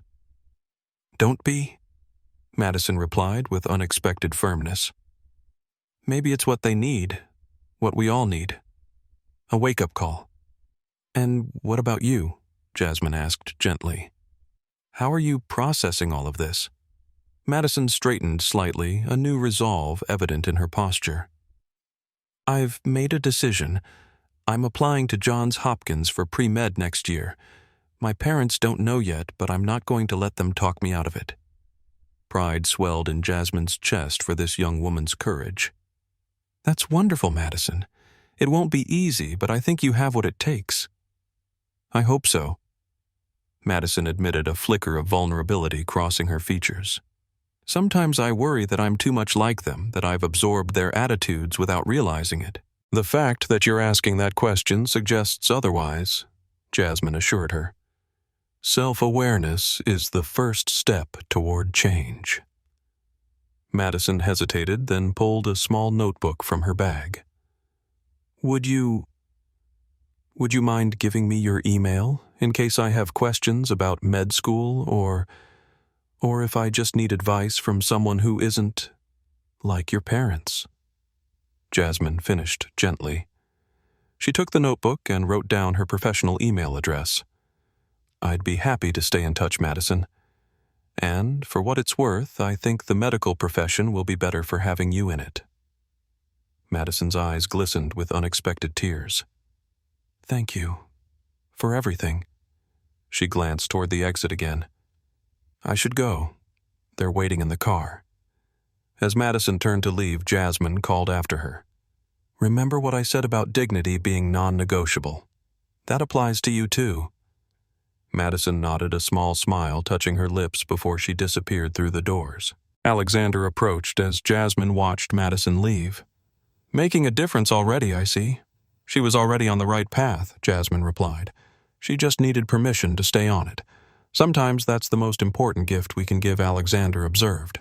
"Permission to be who they truly are, rather than who others expect them to be." They walked together toward the reception area where the conference's final networking event was taking place. Captain Reynolds joined them, having waited for the crowd to thin. "That was quite an announcement, Alexander," he said. "The Powell Initiative will transform countless lives." "It was an easy decision once I saw the research," Alexander replied. "And after witnessing firsthand the character of the woman behind it," he turned to Jasmine. "Which reminds me, we have some details to discuss about your role in overseeing the initiative if you're interested." "My role?" Jasmine asked, surprised. "We'll need a medical director to ensure the program maintains the highest standards as it expands globally. Someone with both the technical expertise and the moral compass to guide it. I can't think of anyone better qualified." The offer was unexpected and momentous, a career-defining opportunity that would allow her to extend the reach of her work far beyond what she had imagined possible. "I would be honored," she said simply. "Excellent," Alexander replied with satisfaction. "We'll arrange a formal meeting next week to discuss the details. For now, enjoy the reception. You've earned this moment." As he moved away to greet other attendees, Captain Reynolds remained beside Jasmine. "Quite a journey from seat 3B to here," he observed with a smile. "Indeed," she agreed. "Though I never could have predicted where that journey would lead." "That's often the case with moments of principle," he replied. "We never know how far the ripples will extend when we simply do what's right." Jasmine thought of Madison, of the $50 million initiative bearing her name, of the countless patients who would benefit from her technique. All stemming from one moment when she had refused to surrender her dignity. "Thank you again for standing firm that day," she said to Captain Reynolds. "Your actions made more difference than you know." "As did yours," he replied. "We each play our part in breaking harmful patterns. The key is recognizing when those moments arrive and having the courage to act." As they joined the reception, Jasmine felt a profound sense of completion. The conflict that had begun on Flight 237 had resolved in ways none of them could have anticipated. Not with mere punishment or vindication, but with transformation of careers, of institutions, and, most importantly, of lives. Her moment of power hadn't come from confrontation or revenge. It had come from standing firmly in her truth, from refusing to be diminished, and ultimately from using her position to extend dignity to others. That she realized was the most meaningful victory of all. Who else is feeling inspired by Dr. Powell's journey? This incredible story proves that when you stand firm in your dignity, you can change not just your own circumstances, but the world around you. Drop a comment with how this story has inspired you, and don't forget to subscribe for more powerful true stories. The executive boardroom at Meridian Medical Technologies' London office exuded quiet opulence. Mahogany paneling lined the walls, adorned with tasteful artwork depicting medical innovations throughout history. The massive conference table gleamed under recessed lighting, each place set with leather portfolios and crystal water glasses. Richard and Veronica Daniels sat rigidly on one side, their postures betraying the tension that had built over the past 24 hours. Across from them, Alexander Blackwood and James Wilson represented Meridian, their expressions professionally neutral. Jasmine had been invited to attend as the newly appointed director of the Powell Initiative, her presence symbolic of the values Meridian was choosing to prioritize. The meeting had been requested by Richard's attorneys, a final attempt to salvage the $200 million contract that had slipped through their fingers. Noticeably absent was Madison, who had reportedly refused to attend, creating yet another point of friction within the already strained family. "Thank you all for agreeing to this meeting." Richard began, his voice carefully modulated to project calm rationality. "I believe there's been a significant misunderstanding regarding Daniels Construction's values and our alignment with Meridian's mission." Alexander nodded politely, but remained silent, waiting for Richard to continue. "The incident on Flight 237 was unfortunate," Richard acknowledged, "but it represents a personal matter, not a reflection of our corporate culture or business practices. To allow it to derail a partnership that would benefit both our organizations seems disproportionate." Veronica sat beside him, uncharacteristically subdued. The events of the previous day, the public announcement of the Powell Initiative, the visible support Madison had shown for Jasmine, the whispers that had followed them through the conference had clearly affected her. Her usual imperious demeanor had been replaced by a brittle facade that threatened to crack at any moment. Richard Alexander replied evenly, "I appreciate your perspective. However, Meridian's decision wasn't made hastily or based on a single incident. It reflects our assessment of whether our organizations share the same fundamental values." Values? Richard repeated, a hint of frustration breaking through his professional veneer. "I've spent 30 years building a company that delivers excellence in every project. Our values are evident in the quality of our work. Excellence in construction is indeed one of your strengths," Alexander acknowledged. "But Meridian's definition of excellence encompasses more than technical capability. It includes how we treat people, all people, regardless of their background or circumstance. And you've determined that Daniels Construction fails in this regard based on a personal disagreement between my wife and Dr. Powell." Richard's tone sharpened slightly. "Based on a pattern of behavior that suggests a fundamental misalignment with our principles," Alexander corrected gently. The tension in the room was electric. Everyone could feel that this was more than a business negotiation. It was a moment of reckoning about core values that would shape institutional relationships worth hundreds of millions of dollars. Veronica stirred, breaking her silence. "This is absurd. You're canceling a $200 million contract because I questioned someone's seating assignment." Jasmine, who had remained silent, felt all eyes turn to her. She met Veronica's gaze calmly. "Mrs. Daniels, with respect, you didn't question my seating assignment. You demanded I give up my rightful place. When I declined, you attempted to bribe me, deliberately damaged my property, and made comments that questioned my belonging in first class based on appearances alone. And for this our family business suffers." Veronica's voice rose with indignation. "Do you have any idea what this contract meant to Daniels Construction? The jobs at stake? The financial implications?" "We do," James Wilson interjected, "which is why we've developed an alternative proposal." This caught Richard's attention. "What kind of proposal?" Alexander slid a leather portfolio across the table. "Meridian is prepared to offer Daniels Construction a modified contract with 3 key conditions." Richard opened the portfolio cautiously, scanning the document inside. First, Alexander continued, "Daniels Construction will implement a comprehensive diversity and inclusion program throughout all levels of the organization with verifiable metrics and regular independent audits. Second, 10% of the contract value will be allocated to funding scholarships for minority students entering construction management and engineering fields. And third," his gaze shifted to Veronica, "Mrs. Daniels will step down from her unofficial but influential role in company operations and public relations." Veronica gasped. "How dare you? You have no right to dictate who can be involved in our family business." "We have every right to specify the conditions under which we're willing to partner," James replied matter-of-factly. "You're free to decline." Richard studied the document, his expression unreadable. "The contract value has been reduced by 20%. "Yes," Alexander confirmed. "The difference will be directed to the Powell Initiative, specifically toward bringing Dr. Powell's surgical technique to underserved communities." For 10 full seconds, no one spoke. The only sounds in the room were the soft hum of the air conditioning and the faint ticking of the antique clock on the wall.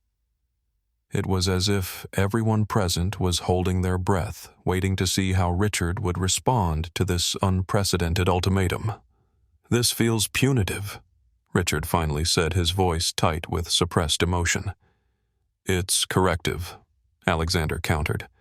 "An opportunity for meaningful change rather than mere consequences.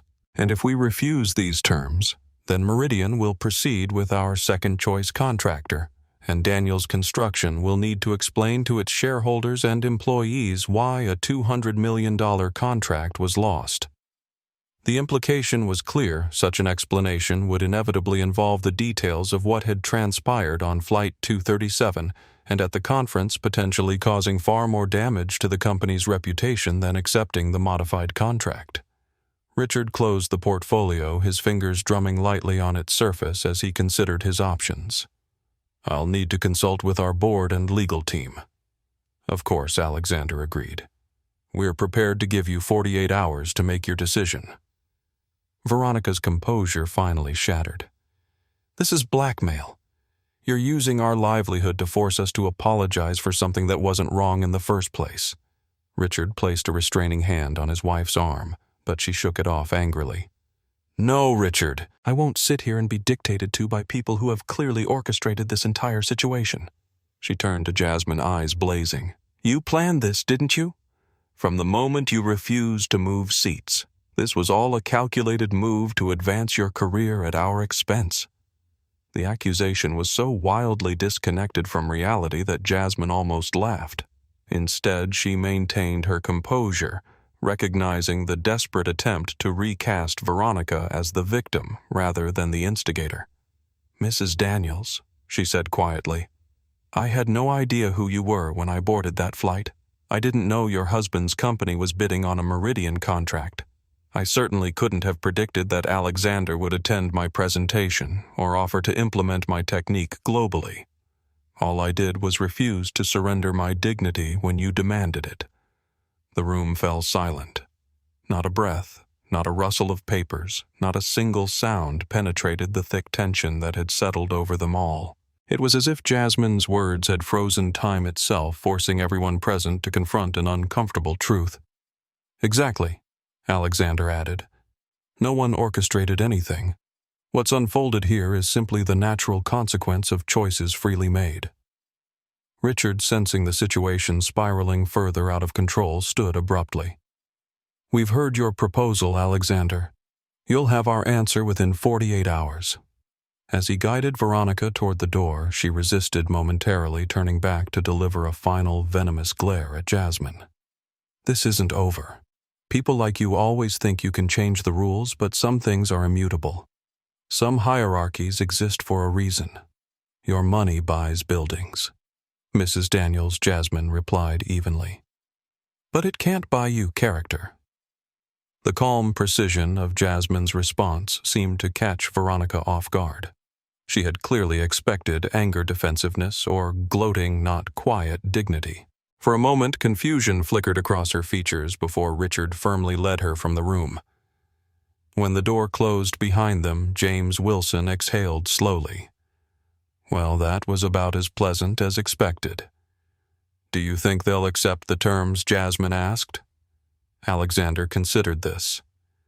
"Richard will, because he's a pragmatist who understands the financial and reputational stakes. Veronica will fight it, but ultimately her influence will wane if the board and shareholders are forced to choose between her pride and the company's survival." And Madison Jasmine couldn't help asking. Alexander's expression softened.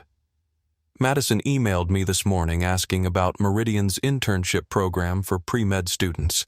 She mentioned you'd encouraged her to pursue medicine." Jasmine smiled, genuinely pleased by this development. "She has the compassion and integrity that make an excellent physician. Qualities not readily apparent in her parents," James observed dryly. "Perhaps not," Alexander agreed. "But that's the nature of progress, isn't it? Each generation has the opportunity to learn from the mistakes of the previous one and choose a different path."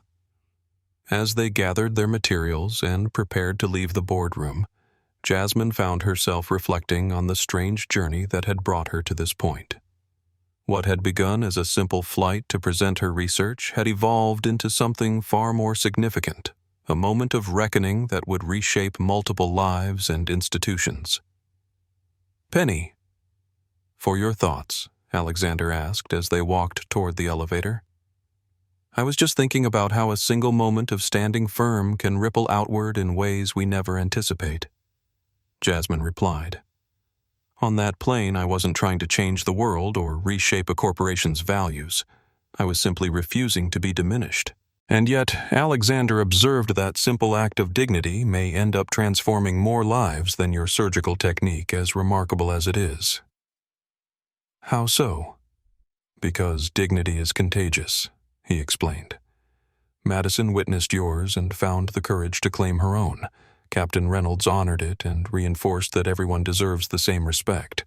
I recognized it and realized it needed to be reflected in Meridian's partnerships. He smiled. Even Richard and Veronica in their resistance are being forced to confront what it means to truly value human dignity. As they stepped into the elevator, Jasmine considered this perspective. Perhaps the most powerful legacy of what had transpired wouldn't be found in contracts or initiatives, but in the quiet affirmation that every person's dignity matters not because of their wealth status or privilege, but simply because they exist. That recognition once experienced could never be fully forgotten. And therein lay the seed of lasting change. If you believe in the power of standing your ground with dignity, give this video a thumbs up. The ripple effects of Jasmine's courage are about to transform lives in ways no one could have predicted. 6 months later, Jasmine stood at the podium in the newly completed atrium of Meridian's Research and Innovation Center. Sunlight streamed through the glass ceiling, illuminating the diverse crowd gathered for the facility's grand opening. Medical professionals from around the world mingled with construction workers, hospital administrators, and local community members, all united in celebration of what this center represented for the future of cardiac care. The journey to this moment had been filled with unexpected twists. Daniels Construction had ultimately accepted Meridian's modified contract, though not without significant internal conflict. Richard had prevailed against Veronica's vehement objections, recognizing that the alternative would be far more damaging to the company he had spent decades building. The required diversity and inclusion program was now in its early stages, with quarterly reports indicating modest but meaningful progress. The scholarship fund for minority students in construction and engineering had already awarded its first grants, creating opportunities for talented young people who might otherwise have been excluded from the industry. Most significantly, Veronica had been removed from her unofficial role in company operations, a condition she had fought bitterly until the board of directors made their preference clear: accept the change or risk everything. Today marks not just the opening of a building, Jasmine began, her voice carrying clearly through the atrium, but the beginning of a new approach to cardiac care. Within these walls, surgeons will learn the minimally invasive techniques that can transform outcomes for patients previously considered too high risk for traditional procedures. She gestured to the state-of-the-art training facilities visible through glass walls on the upper levels. Every 6 weeks, a new cohort of surgeons from underserved regions will receive comprehensive training here free of charge. They'll return to their communities equipped to save lives that might otherwise have been lost. The audience applauded enthusiastically, many rising to their feet. Among them was Captain Reynolds, who had become a valued friend and occasional advisor to the Powell Initiative. Beside him stood Madison Daniels, now in her first semester at Johns Hopkins, her face alight with purpose and promise. Notably absent were Richard and Veronica.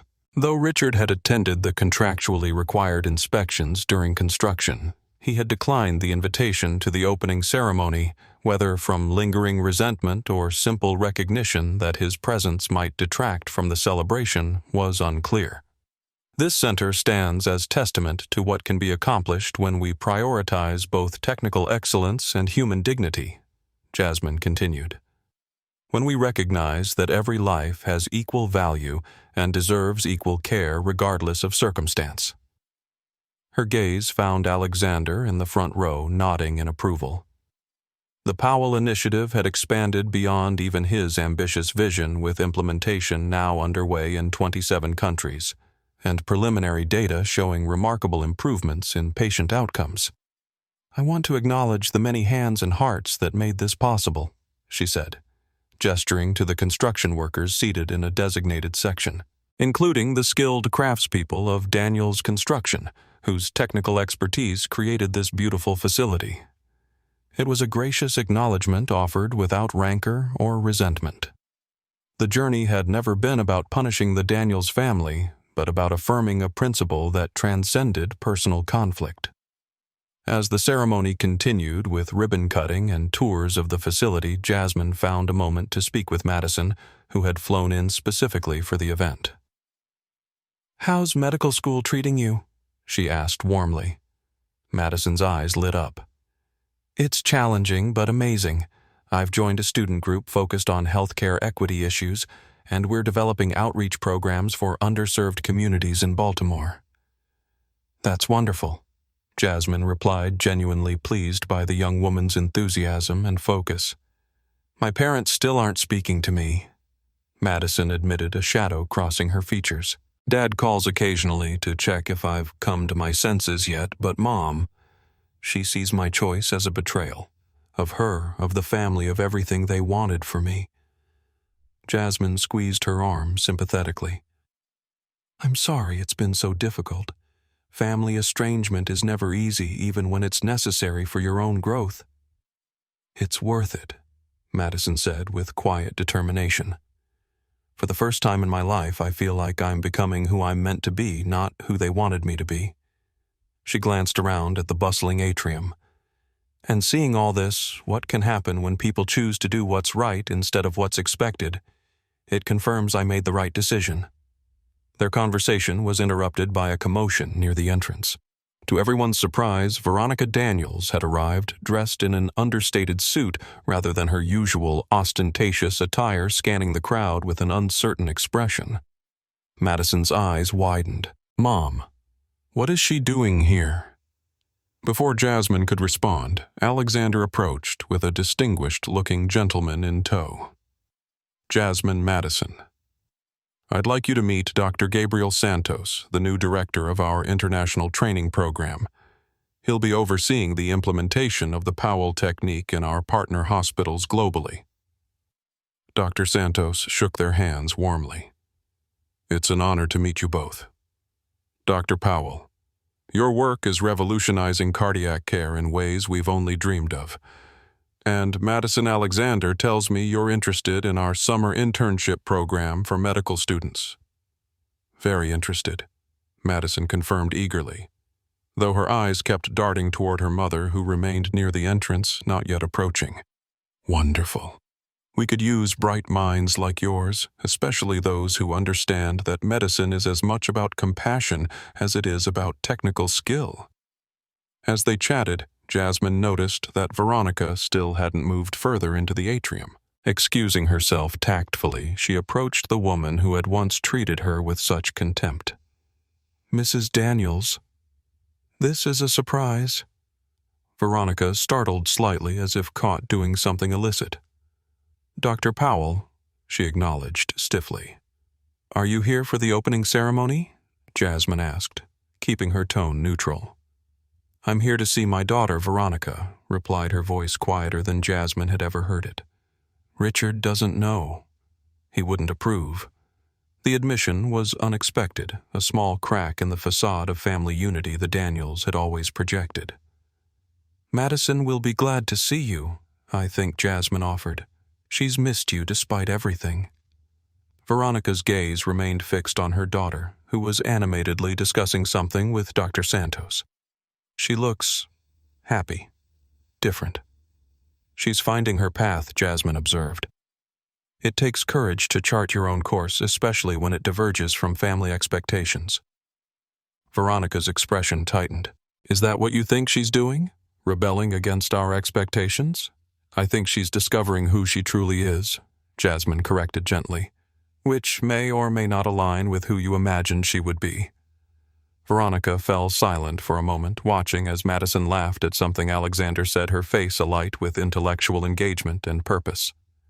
"I never saw her like this at Richard's business functions," she admitted quietly.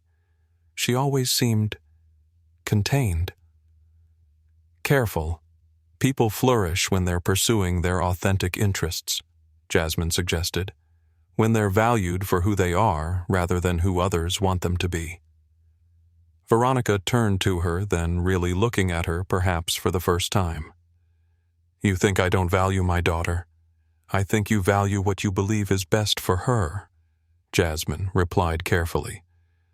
which may not be the same as valuing what she believes is best for herself. The distinction seemed to strike something in Veronica. She glanced back at Madison, who had not yet noticed her presence. "I should go," she said abruptly. "This was a mistake." Or, Jasmine countered gently, it could be an opportunity. To listen to her, to try to understand why this path calls to her. Veronica hesitated, vulnerability briefly visible beneath her carefully constructed exterior. She might not want to speak with me, after everything that's happened. There's only one way to find out, Jasmine pointed out. And regardless of how it goes, you'll have shown her that she matters enough for you to try. After another moment's hesitation, Veronica squared her shoulders and moved toward her daughter. Madison looked up, surprise and then cautious hope crossing her features as she recognized her mother. Jasmine stepped away, giving them privacy for their reunion. Whether it would lead to reconciliation or further estrangement remained to be seen, but the attempt itself represented growth, a willingness to step beyond rigid expectations and entrenched positions. Alexander joined her by the windows overlooking the surgical training center. "Was that Veronica Daniels I just saw?" "Yes," Jasmine confirmed. She came to see Madison. "Interesting," he mused. "Perhaps there's hope yet." "There's always hope for growth," Jasmine replied. "Sometimes it just takes longer than we might wish." They stood in companionable silence, watching as the facility hummed with activity, medical professionals exploring the advanced equipment, construction workers proudly pointing out features they had helped create, community representatives discussing outreach programs that would bring these innovations to those who needed them most. "You know," Alexander said thoughtfully, "when I first heard about the incident on Flight 237, I never imagined it would lead to all this." He gestured to encompass not just the building, but the people within it and the work they would do. "It's remarkable how a single moment of standing firm against injustice can catalyze so much positive change." Jasmine nodded, thinking of Captain Reynolds' decision to uphold dignity over status, of her own refusal to surrender her rightfully earned seat, of Madison's courage in pursuing her authentic path despite her parents' disapproval. "That's how transformation happens," she observed. "Not all at once, but in moments of choice that ripple outward in ways we can never fully anticipate." As the celebration continued around them, those ripples were visible everywhere in the diverse faces of the medical professionals who would train here in the innovative techniques that would save countless lives, in the tentative conversation between mother and daughter across the atrium. Not every seed of change would blossom immediately. Not every wound would heal completely. But the direction had been set, the possibilities expanded, and in that expansion lay the true resolution of what had begun on Flight 237, not merely justice for a single incident of discrimination, but a sustained commitment to creating a world where dignity was truly non-negotiable for everyone. If this story has touched you, please share it with someone who needs to be reminded of their worth. Don't forget to subscribe for more powerful stories of dignity, courage, and transformation. 1 year after the opening of Meridian's Research and Innovation Center, Jasmine stood on the stage of the International Cardiac Care Symposium in Geneva, presenting the first comprehensive data from the Powell Initiative. The numbers told a compelling story: a 72% reduction in mortality rates for high-risk cardiac patients, a 68% decrease in recovery time, and implementation in 103 hospitals across 42 countries. But statistics alone don't capture the full impact, she told the rapt audience. Behind each number is a human life, a parent who lived to see their child graduate, a grandparent who met their grandchild, a spouse who celebrated another anniversary. As she concluded her presentation to thunderous applause, she spotted a familiar face in the third row, Madison Daniels, now halfway through her pre-med program and thriving. Beside her, somewhat surprisingly, sat Veronica Daniels, her expression thoughtful rather than hostile. The past year had brought unexpected developments. Richard and Veronica had separated their marriage, apparently unable to withstand the strains of the contract controversy and Madison's independent choices. Richard had thrown himself into implementing the required diversity and inclusion initiatives at Daniels Construction, approaching the task with the same methodical determination he brought to all business challenges. More surprisingly, Veronica had undergone her own transformation. After initially doubling down on her resentment, she had experienced what she later described as a moment of clarity while watching Madison flourish in medical school. She had begun therapy, joined a personal development program, and slowly, painfully started examining the attitudes and assumptions that had shaped her interactions with the world. The reconciliation between mother and daughter was tentative and ongoing, marked by setbacks as well as progress. But their presence together at the symposium suggested healing was possible even after deep wounds. After fielding questions from her colleagues, Jasmine made her way through the crowd to greet them. "Madison, I'm so glad you could make it," she said warmly, embracing the young woman. "Your research proposal on cardiac care accessibility in rural communities is impressive." Madison beamed. "Thank you for reviewing it. I'm hoping to expand on it for my senior thesis next year." Jasmine turned to Veronica, extending her hand. "Mrs. Daniels, it's good to see you." Veronica accepted the handshake with unexpected grace. "Dr. Powell, congratulations on your presentation. The results are remarkable." The acknowledgement, though simply phrased, represented a significant shift from their previous interactions. There was no sarcasm, no underlying hostility, just a straightforward recognition of achievement. "Thank you," Jasmine replied. "How are you finding the symposium?" "Enlightening," Veronica admitted. "Madison has been explaining the different presentations to me. I don't understand all the medical terminology, but I'm beginning to appreciate the impact of the work." Madison's expression as she watched her mother was a mixture of cautious hope and pride. "Mom's been attending therapy twice a week," she shared with Veronica's nodding permission, "and she started volunteering at a community health clinic in Greenwich." "It's not much," Veronica said quickly. "Just a few hours helping with administrative tasks. But it's educational. The people who come to the clinic, they're so different from my usual social circle. Different but no less valuable," Jasmine observed. "Yes," Veronica agreed quietly. "I'm beginning to understand that." She hesitated, then added, "I owe you an apology, Dr. Powell. My behavior on that flight and afterward, it was inexcusable." The apology, though simply stated, was clearly difficult for a woman who had spent decades believing herself entitled to deference rather than accountable for her actions.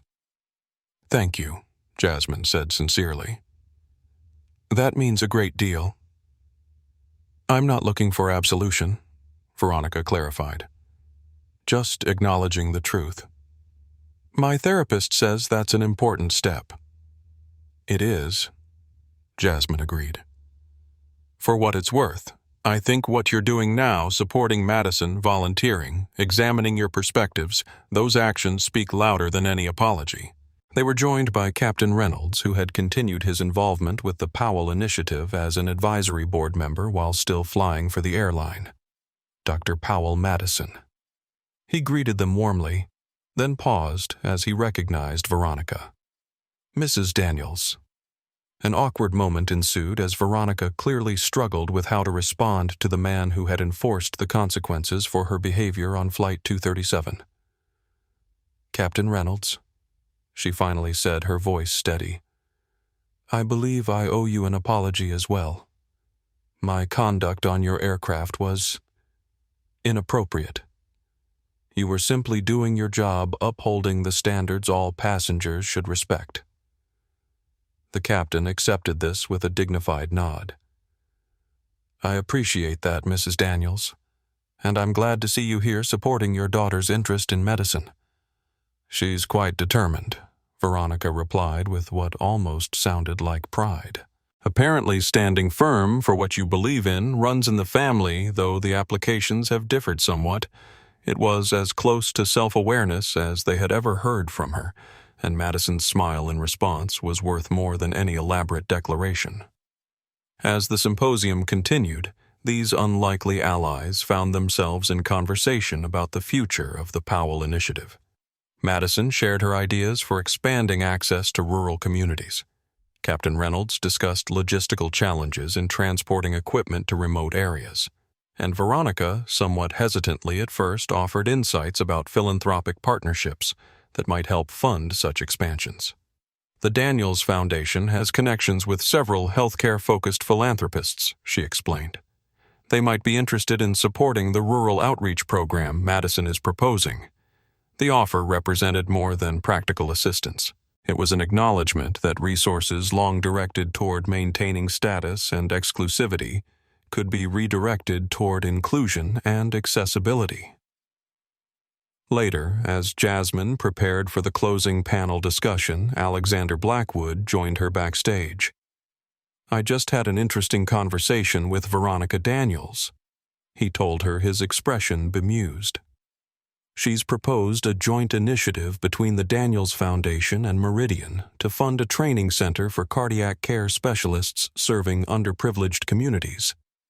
"That's unexpected," Jasmine admitted, though perhaps it shouldn't have been. People were capable of remarkable growth when they opened themselves to the possibility of change. Indeed, Alexander agreed. She mentioned that watching her daughter's passion for medicine has given her a new perspective on what constitutes meaningful legacy. As Jasmine took the stage for the final panel, she found herself reflecting on the strange, winding journey that had brought them all to this point. What had begun as a confrontation over an airplane seat had catalyzed transformations none of them could have anticipated in their careers, in their perspectives, in the very structure of institutions and relationships that had once seemed immutable.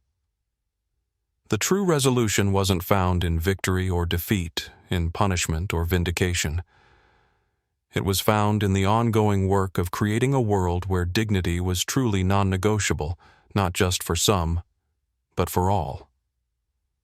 That work would never be complete. There would always be more hearts to heal more minds, to open more systems to reform. But each step forward created possibility for the next. Each affirmation of human dignity expanded the circle of what could be imagined and achieved. As Jasmine shared her vision for the future of cardiac care with her colleagues from around the world, she knew that the most powerful legacy of Flight 237 wasn't the Powell Initiative, impressive as it was. It was the simple, profound recognition that had rippled outward from that moment of standing firm. Every person deserves to occupy their rightful place in the world, not because of their wealth or status or privilege, but because of their inherent worth as a human being. That recognition, once experienced, could never be fully forgotten. And in a world where money and status often dictate who matters, Dr. Jasmine Powell's quiet dignity had just rewritten the rules. What began as one woman's refusal to surrender her dignity on Flight 237 transformed into a powerful catalyst for change that extended far beyond a simple seating dispute. Dr. Jasmine Powell's quiet strength in the face of prejudice not only revolutionized cardiac care worldwide, but inspired others to recognize their own worth and stand firm in their convictions. The ripple effects touched everyone involved.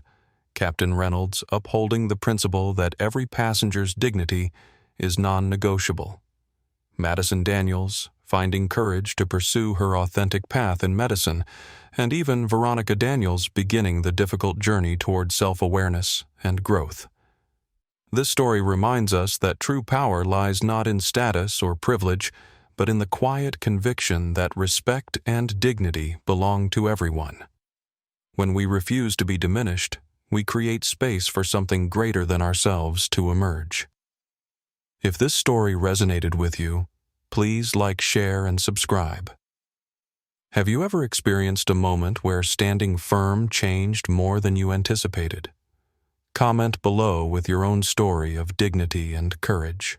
Let's continue spreading this powerful message together. Remember, your dignity is never negotiable, and by standing firm in that truth, you might just change the world around you.